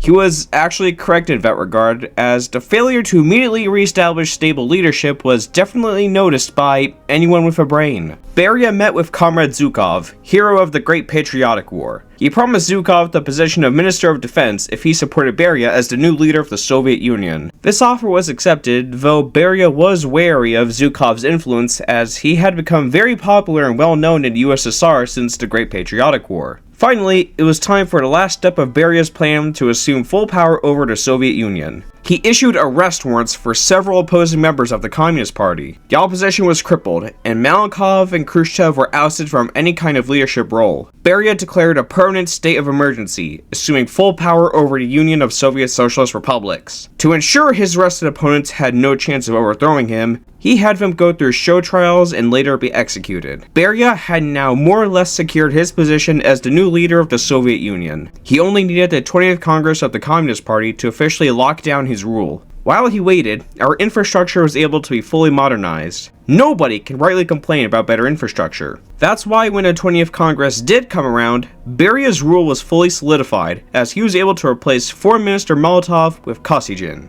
The Politburo was also reshuffled with politicians that supported Beria. Hardliner members of the party were also purged. Now, Beria could carry out his ambitions with nothing stopping him. While the USSR itself was now stabilized, our vassal state of Hungary was most certainly not. The Hungarian Revolution had unfolded, and the Hungarians were trying to become a neutral communist state. Hungary's situation was spiraling out of control, and countries were noticing. Beria demanded that the tanks be ready to restore order in Hungary. Mao Zedong of China sent us a telegram, begging us not to intervene and to let the change happen. Absolutely fucking not. If we let Hungary go, the entirety of the Eastern Bloc would buckle. Soviet tanks promptly stormed Budapest, reaffirming full Soviet dominance. The whole event would come to be known as the Hungarian tragedy, which caused fear of the USSR to rise in the West. Hungary isn't the only communist government with massive political change, though. In Korea, the Kim dynasty, as people called it, was ousted from power. They were the most totalitarian rulers in history of the planet. So they were largely hated by not just the West, but people within the communist world. While that was going on, we were undergoing our own political reforms. By that, I mean we were just annihilating our opposition. We incriminated Molotov and framed Voroshilov's associates. These guys really weren't relevant anymore, but they were the most significant since Malenkov and Khrushchev mysteriously vanished. We'd rather be safe than sorry. We got the news that Joseph Martin had been elected as the new US president. Republicans are typically much more aggressive towards communism, so we need to be wary. Beria had a very interesting idea. He had envisioned a sort of pan-European union that would bind European economies together, keeping the continent economically stable. However, he first needed to help the Eastern Bloc to make the promises of a European Union seem appealing to the West too. We assisted Bulgaria's agriculture industry, began Comecon integration, financed Hungary's aviation program, initiated a joint Czechoslovak-Soviet automobile venture, and developed East Germany's chemical industry. This will all help to make the idea of a European Union appealing to the West. And if they do join us, then tensions will cool down. I got the news that Egypt had seized control of the Suez Canal from the British. The Suez Canal is one of the most important waterways for trade, so the sudden seizure of the canal is huge. There's no way the British take this sitting down. While we waited for the British to respond to Egypt's actions, we were busy engaging in diplomacy with Europe. We were focused on trying to improve relations with Western Europe to get them interested in a European Union, while also trying to mediate a peace treaty in Indochina to end the whole North and South Vietnam thing. Just then, Israel launched an invasion of the Sinai Peninsula with British and French support. This is a blatant act of imperialism, so we tried sending Egypt volunteers, but they declined. They still accepted equipment though. Despite Israel overrunning Egypt's valuable land, somehow the war was still an Egyptian victory? I'm not sure how that works, but I trust you. Relations with the West had somewhat improved. We proposed creating a unified Deutschmark zone, In other words, we're going to try to get the two German governments to use a single currency. Both sides actually accepted, so this actually worked out. At this point, the US has been trying to overthrow North Vietnam's regime through direct military action. To stop them, we've sent 3 mountaineers to hold back the Yankee naval landings. For now, we've held them back just fine. We prepared an inter-European investment plan to increase the output of European economies. This was largely to make Europe's people see the USSR as the superpower that cares for Europe's working class, not America. As a gesture of goodwill to the West, we even forced our satellites in Eastern Europe to limit their military spending. Next, we suggested we demilitarize the border between the two Germanys. The US and East Germany were on board with it, but West Germany declined. We're not surprised, honestly. We already knew West Germany couldn't be trusted. Regardless, Beria came to the conclusion that now is the right time to form the Pan-European Union. He wanted it to bring not just the Eastern Bloc's economies together, but also bring Western Europe's economies into the fold to undermine American economic control. Surprisingly, when we announced it, all invitees accepted. Now all of Europe is in the European Union. This is a huge diplomatic victory for the USSR, as it hurts American economic influence on the continent, now that its allies' economies are somewhat intertwined with ours. Something to note about Beria's path in this mod is that it deliberately doesn't give you a lot of political power. Because of that, we don't have enough to do to focus to officially declare the great Soviet rebirth that Beria wanted. For a little while, we had to do 0 focuses so we could get more political power at a faster rate. While we were waiting, a new war began in the south. Persia had, for some reason, begun an invasion of Afghanistan. The current regime in Persia is a monarchist regime, led by the Shah, so this is undoubtedly imperialism. We sent material aid to Afghanistan to try our best to help them. They declined our volunteers, so we just kind of had to hope that our material aid could help them. Persia struggled hard to make progress, so we decided to take out their rage in Iraq, to which we also sent aid. However, this war ended up not ending in the way we expected. That's for later though.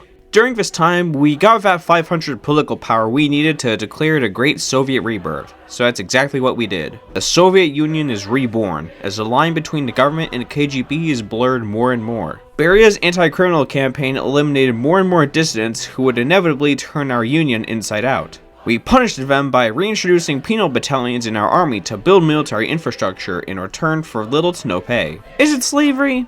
Maybe. Maybe not. Doesn't matter. Our union has been reborn, and under Beria, it has never been better. Back in Vietnam, new developments were unfolding. In South Vietnam, the National Liberation Front rose against South Vietnam. The National Liberation Front is just the Viet Cong's detachment in South Vietnam that allows for North Vietnam to subdue the South without directly invading. We must help the NLF as they're our best shot at destroying the fascists in South Vietnam. We sent a Mountaineer Division to directly aid the NLF. I promptly began tunnel visioning on South Vietnam since the US was directly involved in the war now. Although I only had 1 volunteer division helping the NLF, we still made a big impact. We managed to split South Vietnam into 2 and promptly encircle and destroy 3 South Vietnamese units. Things got even better for us, as Laos directly joined the war on the side of the NLF, meaning we could clear out the north. This came at the right time because the NLF's regional capital of Kon Tum nearly fell to South Vietnam. Outside of Vietnam, we got the intriguing news of Mao Zedong offering elections to the Republic of China to decide on the future of the country, so the people could choose between the CPC and the KMT. I can't lie, I think it's a scam, but I can't prove it. Beria also decided to take Zhukov out back and take him out because, unlike Stalin, Beria actually knew how to get away with it. There was also a communist coup in Cuba, a small Caribbean nation, precisely in America's backyard. This will be important later. Even though our union is pretty thoroughly cleansed of enemies of Beria, he decided we needed a Stalinesque Great Purge to eliminate anyone the KGB even slightly suspected was a traitor. At this point, it's kind of overkill, but alright. The war between Persia and Afghanistan was still going on, so I decided to send 3 tanks to Afghanistan to try helping them out, only for them to later get worn down by attrition because of Afghanistan's dogshit geography and infrastructure. At this stage, we were multitasking. We were building up our own union while also trying to help other countries win their wars to varying degrees of success. However, we did notice that with everything that's happened, world tension had gotten really high, so we had to officially move to DEFCON 4. Interestingly, Yugoslavia actually supported my actions in Hungary. I'm not sure why, but there's probably a good reason for it. It's strange because Yugoslavia was fascist last we checked, but alright. Back in Vietnam, the war against South Vietnam ended as our Mountaineer Division in the area single-handedly stormed the city of Saigon, causing South Vietnam to surrender. I assumed the war in Vietnam was firmly won with the fall of South Vietnam, so I stopped paying attention to them. I wasn't sure when Africa would decolonize, so for a while I hadn't been focused on the continent and was instead focusing on Vietnam, and working on public works and my agriculture. By the time I looked at Africa again, I found out that most of the continent had been decolonized. However, decolonization did not go smoothly. The Congo crisis had begun, as Katanga had broken off of the Congolese Republic. For some reason, I could send 9 full divisions to help the Congo. That's more than I was able to send to the NLF, but I'll take it. I sent 9 mountaineers to help the Congo put down Katanga. We focused primarily on capturing supply lines, but we didn't realize that the supply hubs out here didn't have any connection to the Congo's capital. So even if we did capture Katanga's supply hubs, it wouldn't really help our supply situation much. The Congo crisis only got worse, as Congolese officers in the north went rogue and took control of the area. We could only focus on one enemy at a time, so we decided we'd kill Katanga first. Luckily, the UN supported the Congo and not Katanga, so Katanga had essentially no backers. We managed to defeat Katanga so we could turn our mountaineers to the north to fight the rebellious officers. The chaos of the Congo had spread to other places in Africa though. The MPLA rose up against the Portuguese occupation of Angola. However, to help them, we needed to partake in an obtuse and, quite frankly, really poorly designed minigame, so we just didn't bother helping them. While finishing up in the Congo, we focused on warming relations with other Asian powers. We actually did partly repair our relations with China by renouncing our claims to some border territories. There's a lot of work to be done, but it's important to be on solid terms with the other major communist power in the world. Fighting in the Congo wasn't fun because of the terrible supply lines and infrastructure, but the northern rebels were incredibly weak. We eventually overwhelmed them with our elite mountaineer units, ending the Congo crisis. This is the outcome the United Nations wanted, so they truly have no right to complain about our intervention, which undoubtedly caused support for communism to rise in the Congo. I was still baffled by the event about Mongolia's annexation request being declined earlier, because I was never prompted about Mongolia wanting to be annexed. I'll have you know, I absolutely wanted to annex Mongolia. We first needed to get 90% influence in Mongolia, then spend 500 political power to turn them into a dependent state. That was going to take a while though, due to Beria's USSR having very little political power gain. We sent a mutual naval limitation treaty to the west to limit everyone's presence in the Pacific to cool down tensions, which surprisingly worked. This generally meant we didn't have to focus on the Pacific, which is great because we have no shot of standing up to the American Navy. I'd like to bring your attention back to that war in the Middle East. Persia had managed to annex Iraq, but Afghanistan is still holding out. Because of a recent Hoi 4 update, you can't just call back volunteers anymore. They're stuck there until either the war ends or until they die. The tanks I sent to Afghanistan had attrition so badly that they had become paperweights. I had no choice but to bite the bullet and delete those divisions and begin training replacements. It was then I realized that this was not a conflict that could be ended by aiding one side. No, this had only one way of being resolved. We are a superpower with possibly the biggest standing army in the world. We have the capability to end the war by directly intervening and ending Persia's attempt at forming a new Persian empire. So that's exactly what we will do. While we prepared to invade Persia, we created additional agencies for the European Union. We mostly expanded the Union's bureaucracy to account for all its members. But the main thing was the creation of the European Space Agency, which would be a united effort by all of Europe, regardless of ideology, to go to space. It does not matter if you're British, French, German, or Soviet. We will work together to conquer the stars. The preparations for Persia didn't take too long. We just moved our forces to the Persian border and drew up some battle plans. Once everything was in position, I just needed to wait for our justification on Persia to finish, which was relatively quick since we had a claim to northern Azerbaijan. Once we had the war goal, we wasted no time. We officially launched the invasion of Persia, beginning our first real war since the Great Patriotic War. Thankfully, despite the fact that it's been a while since the Union has raised its arms, the war went very well. Persia was actually already performing poorly against Afghanistan, so our intervention ended any hope they had of victory. We defeated Persia and managed to get full say in a peace conference. Iraq was liberated and both it and Persia were turned into communist states under our guidance. Iran and Iraq weren't the only states liberated. In Yugoslavia, the fascist regime was officially overthrown by Tito. With the war over, we went back to just focusing on our union. We were now producing attack helicopters that we wanted to add on to our mountaineers to make them even stronger. It was going to be a while before we had enough, but it will be absolutely worth it to make our elite forces even better. We finished our agricultural reforms, so we switched our focus to cutting-edge technological developments. We were, of course, developing helicopters, which the US is also looking into. New everyday home life technology for the Soviet citizens is also being unveiled, while the US pours taxpayer dollars into the space race. Now, something is going to happen that's going to be the first risk of a third world war. See, a little while ago now, Fidel Castro staged a communist coup in Cuba. We welcomed Cuba to the communist world with open arms, while the US stared daggers into Cuba's back. For a while, this really didn't matter that much. However, recently we spotted American nuclear missiles stationed in Italy and Turkey. This is a huge threat to our existence, so we had to counter it somehow. Luckily, we have an ideological ally in Cuba who we can place nuclear missiles in. We began talks with Castro about it. He did put forward a counterproposal, but we insisted on placing our nuclear weapons in Cuba. In the end, Castro submitted and we could place our missiles in Cuba. However, the US found out about what we were doing. Unsurprisingly, they were going to use this as an excuse to launch an invasion of Cuba to depose Castro and stop us from placing our nukes in Cuba. This was serious because of the prospects of World War III. So secret talks began between us and the United States. We tried putting forward a counterproposal, but they declined. Then in another event, there was no text, but one of the options was to kill China for some reason, which made me laugh my ass off. Ultimately, I decided I wasn't ready to fight the West just yet, so I chose to leave Cuba to its fate. Sad, but this is not worth a world war. For a while I didn't have much to do because there was another focus that required 500 political power for it to be done.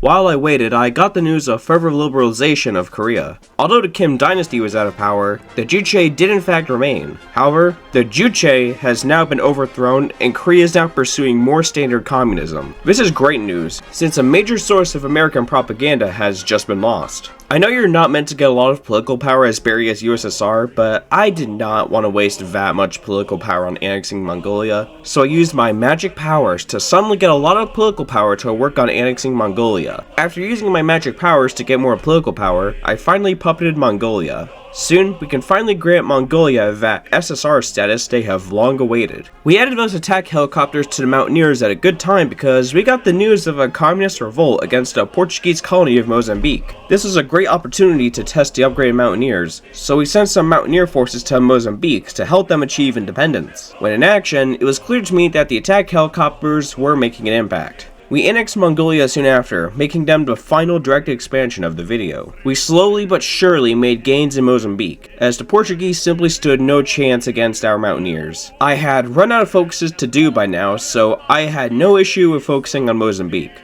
We managed to eliminate the final Portuguese forces in Mozambique, but there was no peace treaty, so for now we just have to wait until the Portuguese concede defeat. At this point, I came to the conclusion that it might be a good time to begin preparing for the Third World War. I know, I kind of cockblocked myself from further content by choosing Beria as Stalin's successor, but still. Obviously, because I ran out of content, it's not a good reason in-universe for World War III. So, Lavrenti Beria started experiencing paranoia just like Stalin did. But not because of the people within the Soviet Union, but because of the West. He's becoming increasingly paranoid of the West because intelligence reports from the KGB were suggesting that the United States would use any excuse it could get to directly destroy communism. They likely used our liberation of Persia as an excuse to invade Cuba, despite our cause for war being vastly different. Beria came to a conclusion that the Soviet Union and communism would always be under threat if America's power was unchecked. Someone needed to put America in their place. That someone would be us. Before we do go in on the West, I wanted to get helicopter units deployed. Yes, I was very satisfied with the attack helicopter support companies we put on the Mountaineers, but I also thought straight up helicopter forces would be very good. I wanted a lot, but they turned out to be pretty expensive. While I worked on those, I began influencing Saudi Arabia. See, one of the West's most significant sources of oil is Saudi Arabia. If we can steal their oil depot from them, they'll have to find other sources of oil, which is easier said than done. This would be even more problematic during wartime, so it's crucial we get the infiltration of Saudi Arabia done before we declare war on NATO. Then I got a news event that practically confirmed various suspicions about the West. Our hard work helping Vietnam become free from Western imperialism was all for nothing, as the US managed to re-establish the fascist Republic of Vietnam. The Vietnamese people have yet again been oppressed by the tyrants of the world. The fall of Vietnam to imperialism was a major blow, but we had a chance to make up for it when the Second Malayan Emergency began. The Malayan Communist Party had risen up once again, and we were going to support them to make up for the loss of Vietnam. We sent the Malayan Communists 2 Mountaineer units. Sadly, we lost one of the brave Mountaineer units in Malaysia, but we could train a replacement. Luckily, the loss of the 1 Mountaineer didn't stop our progress in Malaysia. We got encirclements, and soon enough, all of Western Malaysia was under communist control. However, we couldn't move the Mountaineers to the east even though the communists controlled a port there. Luckily, using my magic powers, I can move the Mountaineers over. Right before my Mountaineers secured the victory in Malaysia, I got the news that Yugoslavia had become a nuclear power. Didn't realize they had that dog in them, but it's better to have them with us than against us. Anyway, we managed to carry the Malaysian communists to victory. Soon we had enough influence in Saudi Arabia. Now we just needed to wait a little while longer to pull the trigger and institute a communist takeover. In other news, at some point earlier, the United Arab Republic formed. I assumed it would only be a temporary measure, but it was not, as evidenced by Libya fully joining them. It seems like Arab unity is right around the corner. Considering it's being led by Nasser's Egypt, they can be considered an anti-imperialist friend. Eventually, we had the needed political power to destroy the House of Saud and form a communist Arabian state. Saudi Arabia is a very religious and conservative country though, so it's not guaranteed that the new communist Arabia will survive without us. Doesn't really matter. We also finally deployed our first 2 helicopter units. Interestingly, there was a fascist revolt in Croatia. We had units on standby at the Italian border so we could intervene immediately and put down the rebels without issue. I suspect this revolt was led by the old fascist government, who went into hiding after Tito staged a coup. Our preparations were finishing up. One of the last things we needed to do was withdraw from that Pacific Limitation Treaty that we were also the ones to put forward. Ironic. We also deployed our last helicopter unit. See, I wanted more, but that would be too expensive. 5 is enough anyway, they're not the main strike force anyhow. I came to the conclusion that we were ready to initiate World War III. I began justifying on West Germany. While I was doing that, I noticed that America under RFK had picked a really interesting time to end the draft. I thought they wouldn't do that with a hyper-militarized USSR on the border, but hey, it'll make humbling the United States a lot easier. Anyway, right before I declared war, I noticed that Italy had gone monarchist and left NATO. Very interesting. For now, they get to live. Everything had been building up to this. Maybe war could have been avoided, but the fall of Vietnam confirmed what Beria believed. The US didn't care about life, liberty, and the pursuit of happiness like it claimed to. It cared about its own ego and influence. America will stop at nothing to see communism die. If nobody stands up to the US now, the working class will be tortured for years to come. It's up to us to end American domination. We are more than ready. It was time to strike.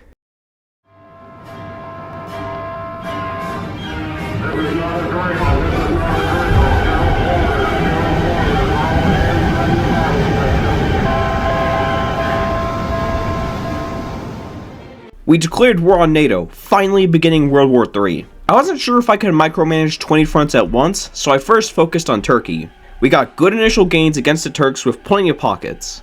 But then I noticed that NATO managed to land behind the front line. In fact, NATO did a fuck ton of landings behind the front line. This was very annoying since it meant troops often needed to be diverted from other fronts to deal with the landings. The invasion of Turkey was going well, but it had to be stopped because of NATO landing behind us, causing our supply lines to get fucked up. It started to piss me off a lot.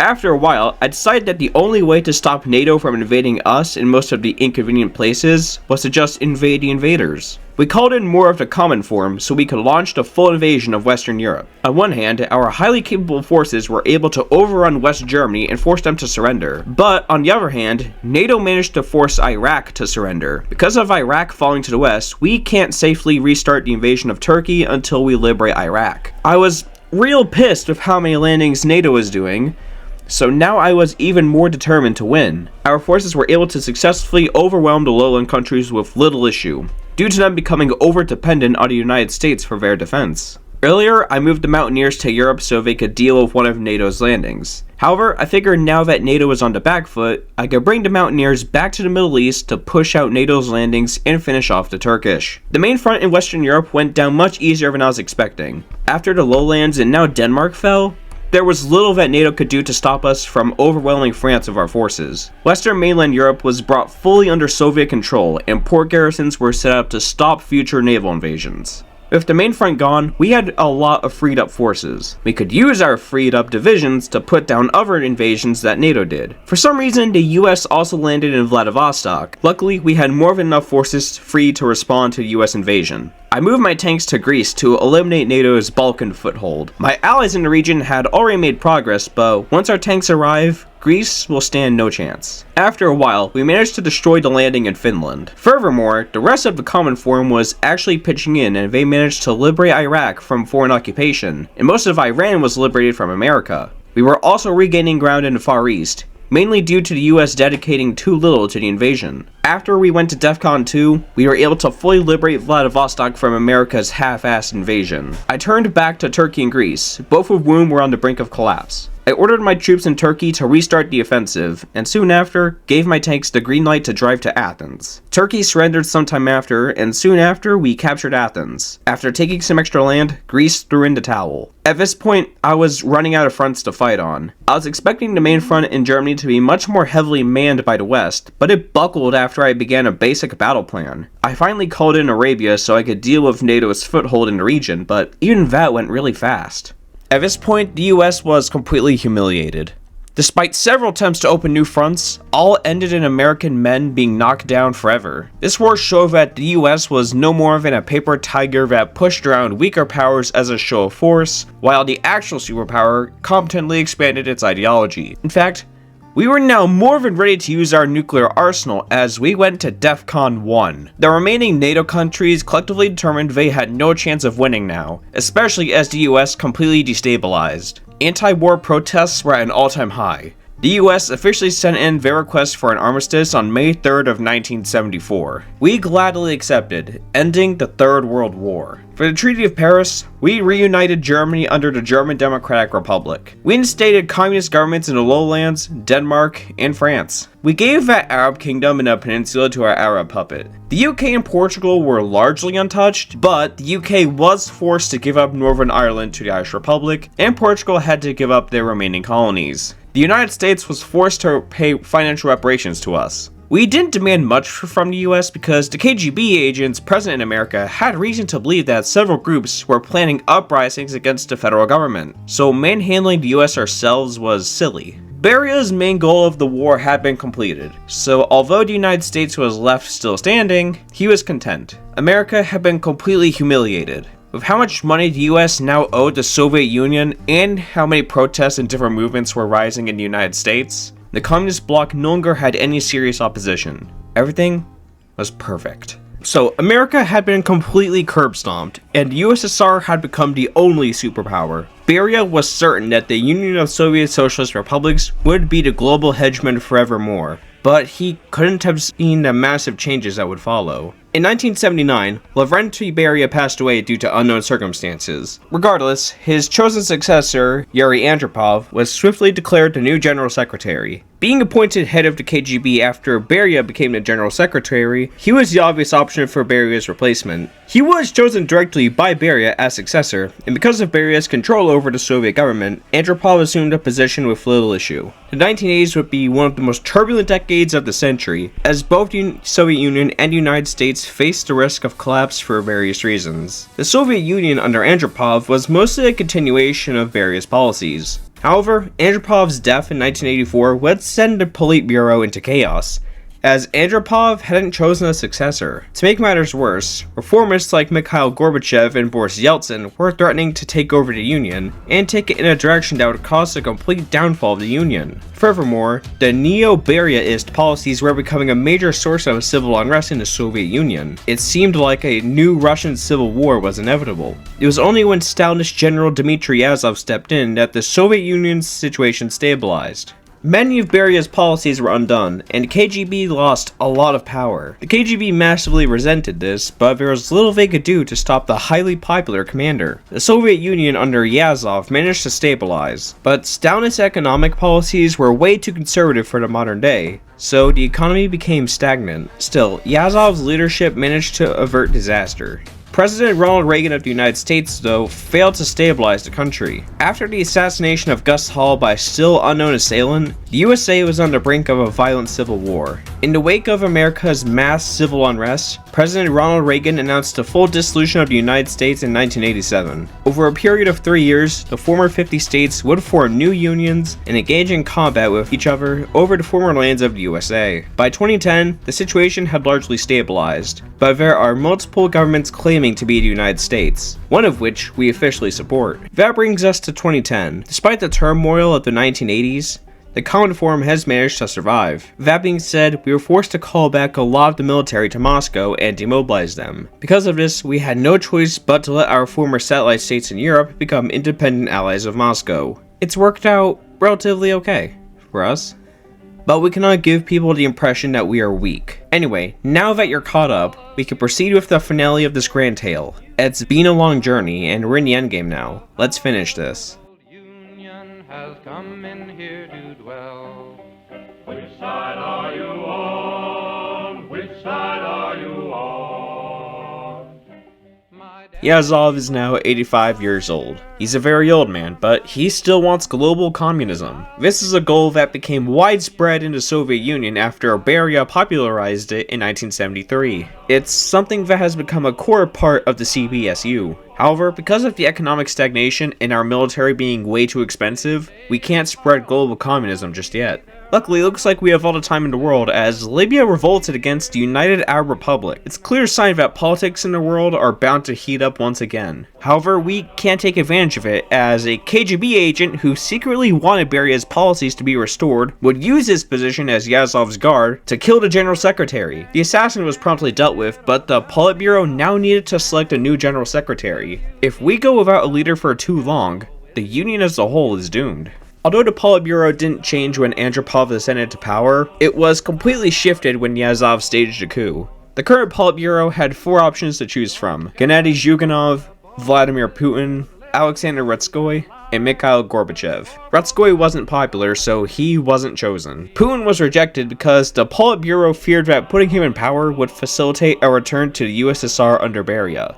Furthermore, Putin was suspected of being affiliated with the late Lev Gumilev, a Russian fascist who pioneered modern Eurasianism. That would destroy the revolution, so the Bureau decided that Putin was unworthy. It was now down to Gennady Zyuganov and Mikhail Gorbachev. Gorbachev was known for his reformist ideas, putting forward plans to liberalize the Soviet Union while maintaining communism in some form, all while normalizing relations with the Democratic League to preserve world peace. He is somewhat popular, mainly among the youth. However, some people feared that his liberal reforms would cause the downfall of the Soviet Union as a whole. It was because of these fears that Gennady Zyuganov was chosen by the Politburo as the new General Secretary of the Soviet Union. He pushes for a continuation of Malenkov's policies, despite them not being in place for long because of Beria's ousting him from power sometime after. He is also somewhat like Joseph Stalin in that he wants more traditional Marxist-Leninism, but he is not as conservative as Yazov. He has plans to reform the economy to end stagnation,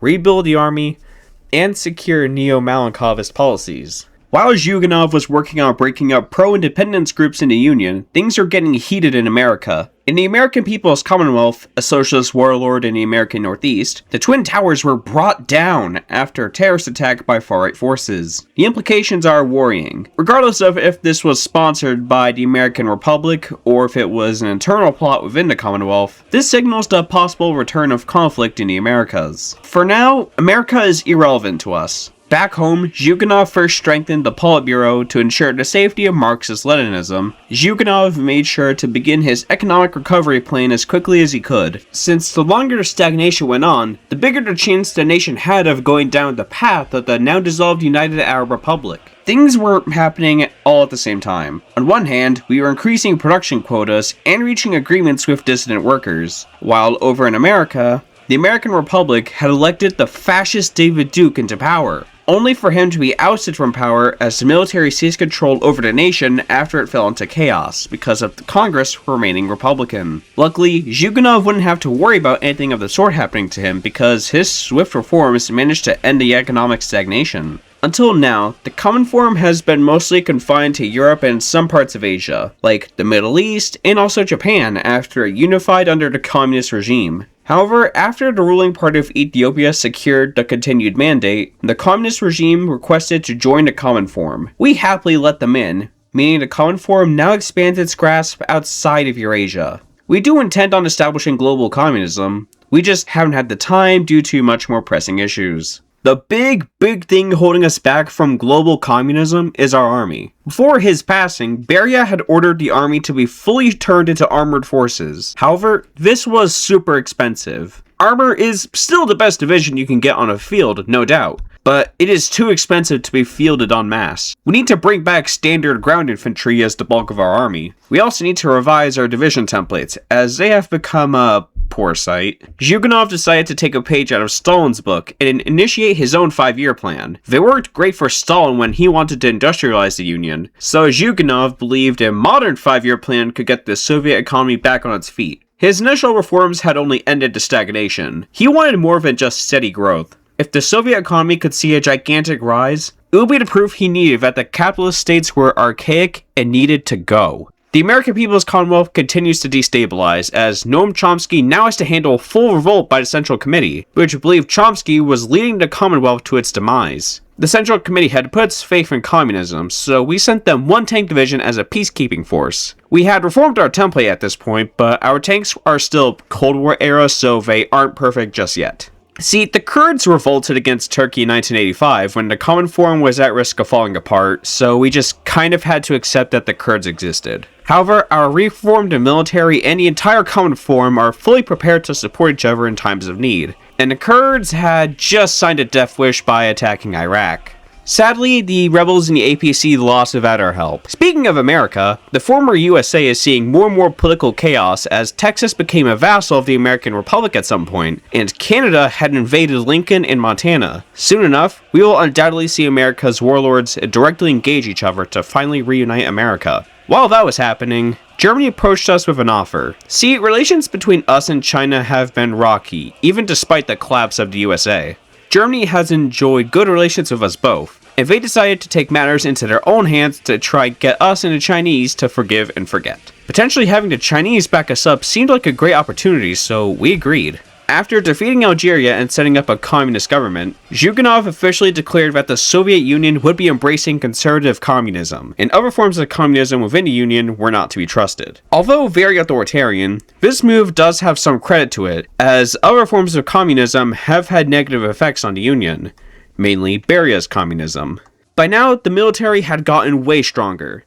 I wanted the military to be bigger before I officially went on the move, but I could use this downtime to send peacekeeping forces around the world to help fellow communists in their fights. Obviously, we would support our allies in the Common Forum, but helping new communist governments find their footing is just as, if not more important. That's why we sent 2 tank divisions to assist the frontline states in their fight against apartheid South Africa. Namibia was trying to secure its independence, while Angola had directly joined to assist Namibia. Although our tank template was practically perfect now, we were still mainly using Cold War era tanks with poor breakthrough, which definitely showed when we used them on the battlefield. Still, I was confident we could beat South Africa. I thought the Common Forum would be at peace for a while, but for some reason, Germany declared war on Canada, starting World War IV.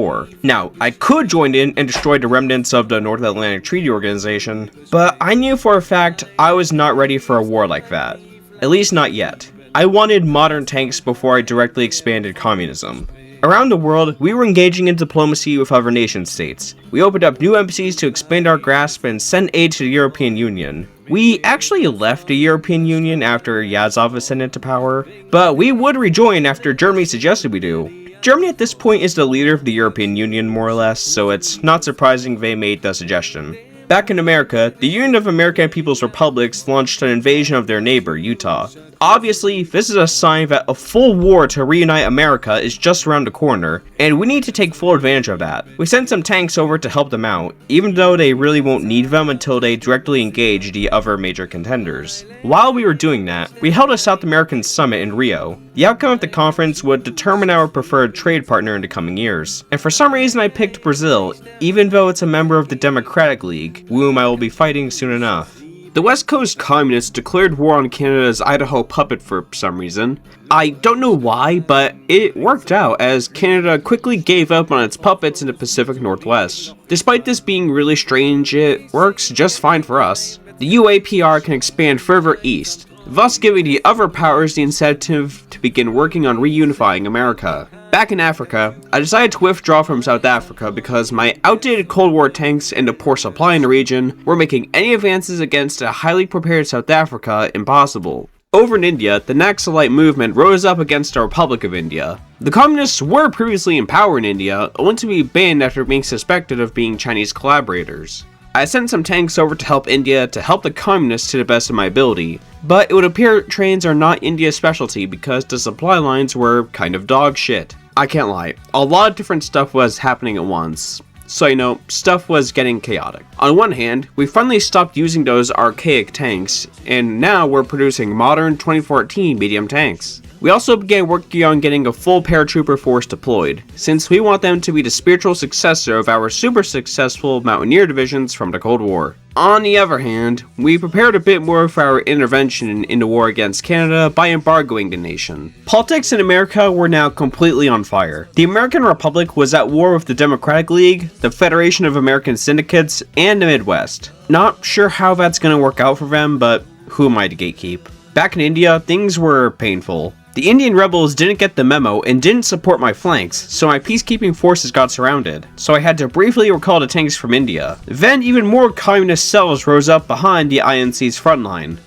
Gee, that would have been helpful when the INC still held all the good supply depots. The situation in America has escalated. It is now a free-for-all, as all remaining factions are now at war with each other. America is the last conflict I want to intervene in before I directly expand communism myself. This is because the KGB firmly believed that the UAPR would join the Common Forum if it reunited the United States. Having America in the Common Forum would mean the death of Canada. This is why supporting the UAPR was so important. I sent 11 tank divisions as a peacekeeping force, but really, I wanted to use them to reunite America under the Communist Party. The first opponent of the UAPR was the American Reclamation Authority, which controls the Midwest. Luckily, the Midwest was very underdeveloped before the USA collapsed, and the terrain is borderline impossible to defend, so the tanks had little trouble pushing through and forcing the ARA to surrender.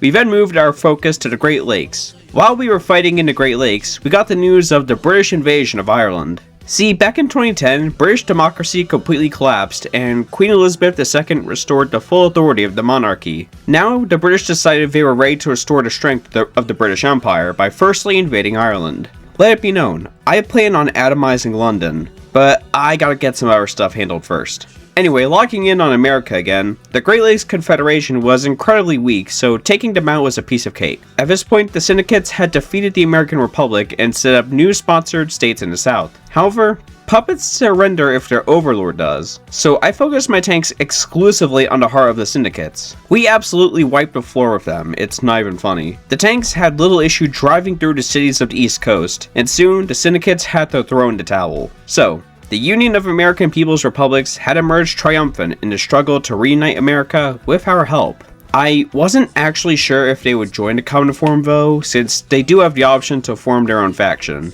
But either way, they'll be fighting Canada at some point, so I wasn't too concerned. Anyway, since America was now a fellow communist nation, and our new fighter planes were being mass-produced, which I've been doing this whole time by the way, I determined that the Union of Soviet Socialist Republics was finally ready to get back on the move and spread communism with direct military force. Now that we have America on our side, there's nothing that can stop the Common Forum now, right? Zhuganov first decided to start small. Austria had been created as a neutral nation after the Great Patriotic War to appease the Western Allies. But the Western Allies were vanquished after the Third World War. There is no reason to let Austria stay as rump state anymore. It is time to bring them into the fold. While the Red Army marched into Austria, Zhuganov also ordered for our nuclear arsenal to be activated and put on standby. Obviously, we aren't going to use our nuclear weapons on Austria. However, some foes will undoubtedly face total atomic annihilation. We will get political blowback from this, seeing as nuclear weapons have not been used since 1946, when we nuked Hiroshima. But we do not care. We just do what is necessary. After establishing a new socialist Austria, we then prepared for 3 thermonuclear strikes on Britain. We've been at war with the British for a little while now due to their Middle Eastern interests, and we fully plan on occupying Britain ourselves. We just need to lighten their defenses first. We also prepared a ground invasion of Switzerland. Quote-unquote neutrality will not save them from their liberation. I focused on Britain since we were already at war. I hit London, Plymouth, and Birmingham with thermonuclear missiles. I swiftly followed this up with an airborne invasion of Britain around the port of Plymouth. We managed to secure the port, but the British defenders swiftly stopped us from pushing into the rest of England. I hit Britain with 3 more nukes while I tried to break through. It took so long that my justification for Switzerland finished while I was waiting. We destroyed them without a second thought. Even after I nuked Britain's troops on the Plymouth front, I eventually decided it would be more worthwhile to extract the paratroopers from Plymouth and bring them back to France so I could conduct another airborne invasion. We landed at the port of Dover and promptly flooded it with troops. From there, we easily overran the British forces with little issue. The British surrendered and we divided Britain into 3 communist republics. We did more or less the same thing to the Kingdom of Italy. We hit them with 5 thermonuclear missiles, and due to the rocky terrain in the north, we opted to pair-drop on Rome. We split Italy into 2 and forced them to surrender. Italy was officially made communist. So everything's going great, right? A heaping majority of Europe is now under the Common Form. The Democratic League's field of manpower is a total joke in comparison to what the Common Form is packing. Well, it was, I should say. While we were invading Italy, the entire war of the Democratic League took a turn for the worse as a very strong country joined up with them. Can you guess who? I'll just cut to the chase. It was China. Communist China, despite not undergoing any democratic reforms, was admitted to the Democratic League, completely changing the war. China has a massive industrial and manpower base, which is why they have a massive army. Despite not being democratic, Canada probably let them in because it gave them a full front against us. Furthermore, a communist nation with a massive border with us joining the Democratic League was completely unexpected, which anyone with a brain would know. That's why our border with China was completely unguarded. The war had now gone in a completely different direction. The war with China is the biggest instance of leftist infighting in history, and has caused people to view the whole communist solidarity thing with skepticism. Regardless, whoever comes out on top will define the future of the working class forever. I moved both of my infantry armies to Siberia to halt the Chinese advance as fast as I could. Once my forces arrived, I immediately launched a counterattack to try pushing the Chinese back. I nearly got a decent pocket in Mongolia, but one key factor would cause us to lose the pocket: supply. Although we had halted the Democratic League's advances, they had managed to capture the most important piece of infrastructure near the border. The Trans-Siberian Railway had become useless as large portions of it had been occupied by China. Without supply, advancing against China is completely impossible. Normally, when you have bad supply in Hearts of Iron 4, you just capture more supply hubs. However, our big counteroffensive had failed and drained our division's organization, so advancing is completely impossible until we build new supply lines in Siberia. Despite the front in China becoming a sluggish attritional war, things were looking up. The Union of American People's Republics never forgot our help in the reunification of America, so they decided to return the favor by asking to join the Common Form, which we wholeheartedly agreed to. America joining the global revolution means Canada is done for. This means we don't need to get a landing in North America ourselves, and America can handle Canada in a matter of weeks without problem. Canada died soon after, leaving China and Brazil as the only majors of the Democratic League alive. Though Brazil was barely alive at this point, but China was still standing strong as we were still waiting for new supply hubs and railroads to be constructed. I realized at this point we wouldn't get any use of our tanks out here, so I decided to move my tanks and my paratroopers to Japan so I could try opening a new front. That would take some time, but I believed regaining supply on the main front might take too long. While I was waiting for supply to be reestablished in Siberia and for my tanks and paratroopers to arrive in Japan, I decided to try nuking Beijing. I first used a thermonuclear strike, but the damn missile failed to explode. I had to settle on a normal nuclear bomb. Embarrassing. Eventually, the supply in Siberia was mostly back, so we launched a new big offensive. The offensive actually saw us get good gains as we captured supply hubs from the Chinese, but this offensive wasn't what broke China's back. It was actually an offensive on a completely new front that would be responsible for the fall of China. Since Japan reunified under the communist government, it has become one of the most dedicated communist nations in the world. They have a damn good navy, and using that navy, they landed at the port of Ningbo. I originally planned on paradropping on one of China's ports, but this was even better. I swiftly reinforced the Japanese landing with my tanks, fully intending on exploiting the Japanese landing. While we slowly pushed on the main front, we were making big plays on the Ningbo front, as we managed to capture the strategic city of Shanghai. We were getting a lot of gains on the ground in the southern front, so we moved our 2nd Infantry Army to the south to support the tanks as they drove north to Beijing. We managed to capture Nanking with little issue, blasting through the city center. The southern front opening did more damage than we expected. The Chinese military was now actively collapsing. We gave our forces the order to push into China as best as they could, and instructed the tanks to drive to Beijing and spare 0 Chinese troops they encountered. This was even easier than we expected, as Japan pulled off another major seaborne invasion in the north, rapidly accelerating the Chinese collapse. Their military fell apart to the point where the northern front was fully back in our favor, and we attacked Beijing from both fronts. The city couldn't withstand the pressure, and the heart of Chinese communism was captured. The Chinese didn't survive for long after the fall of Beijing, and after we pushed into Manchuria some more, the People's Republic of China formally surrendered to our forces. After clearing out some Canadian forces in Xinjiang, China was fully brought under our authority.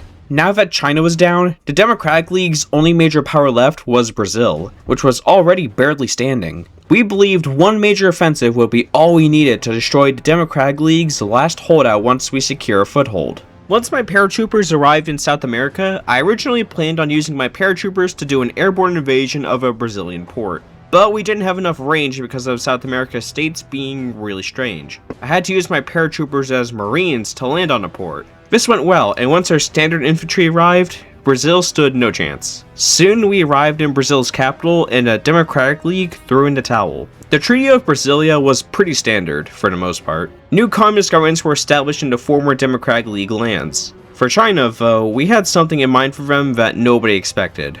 Everyone expected us to put in a Soviet-style communist government in place of the Maoist government. Some thought we would also split off places like Xinjiang and Tibet as punishment. We did something nobody expected. Zhuganov decided to completely annex China into the Soviet Union. See, he had a grand idea. If China and Russia could come together under one grand union, then the world would slowly join the fold as workers' solidarity saw new heights. Obviously, China couldn't be admitted as a single SSR due to population and industry, so China was admitted as 8 different SSRs. Unsurprisingly, there was a lot of resistance in China and a lot of criticism from the rest of the Commonform. We do not care, for they know they cannot stop us. The main source of Chinese anger was the creation of the Manchurian SSR, which they saw as an insult to the Chinese spirit because of its history with the old Japanese Empire. However, the way we partition China is the only way we can make the annexation work. Once the resistance dies out, China can be fully integrated into the Union, and maybe we'll even get a Chinese fella as a general secretary. The rest of the campaign was relatively uninteresting. I just invaded more countries, turning each one communist. The most interesting thing that happened was the nuclear holocaust I committed in Cuba. Any longtime viewer of the channel will know I hate world conquests because I think they're extremely boring. So after we occupied Pakistan, I decided to call it quits here. We all know what would have happened if I kept playing anyway. That marks the end of this story. The Soviet Union managed to fully secure its position in the world and become a permanent superpower after the annexation of China. Now, if this mega Soviet Union will survive, I'm not sure, because the annexation of China is an undertaking no nation has ever done before. But communism as an ideology was in the same position just 100 years ago. Nobody had tried it before us, but now it's the leading ideology. We will make sure this union survives, even if it has some pains. That, comrades, marks the end of this incredible tale. It was a fun one to make, even if it performed a bit poorly in comparison to my other videos. Still, I'm not sure if I'll do anything like this again, since, like I said, it didn't perform like I hoped it would. Anyway, you can expect a full compilation of the mega campaign on Wednesday. I'll be going back to normal-ish uploads now. Take care, comrades. Long live the world revolution.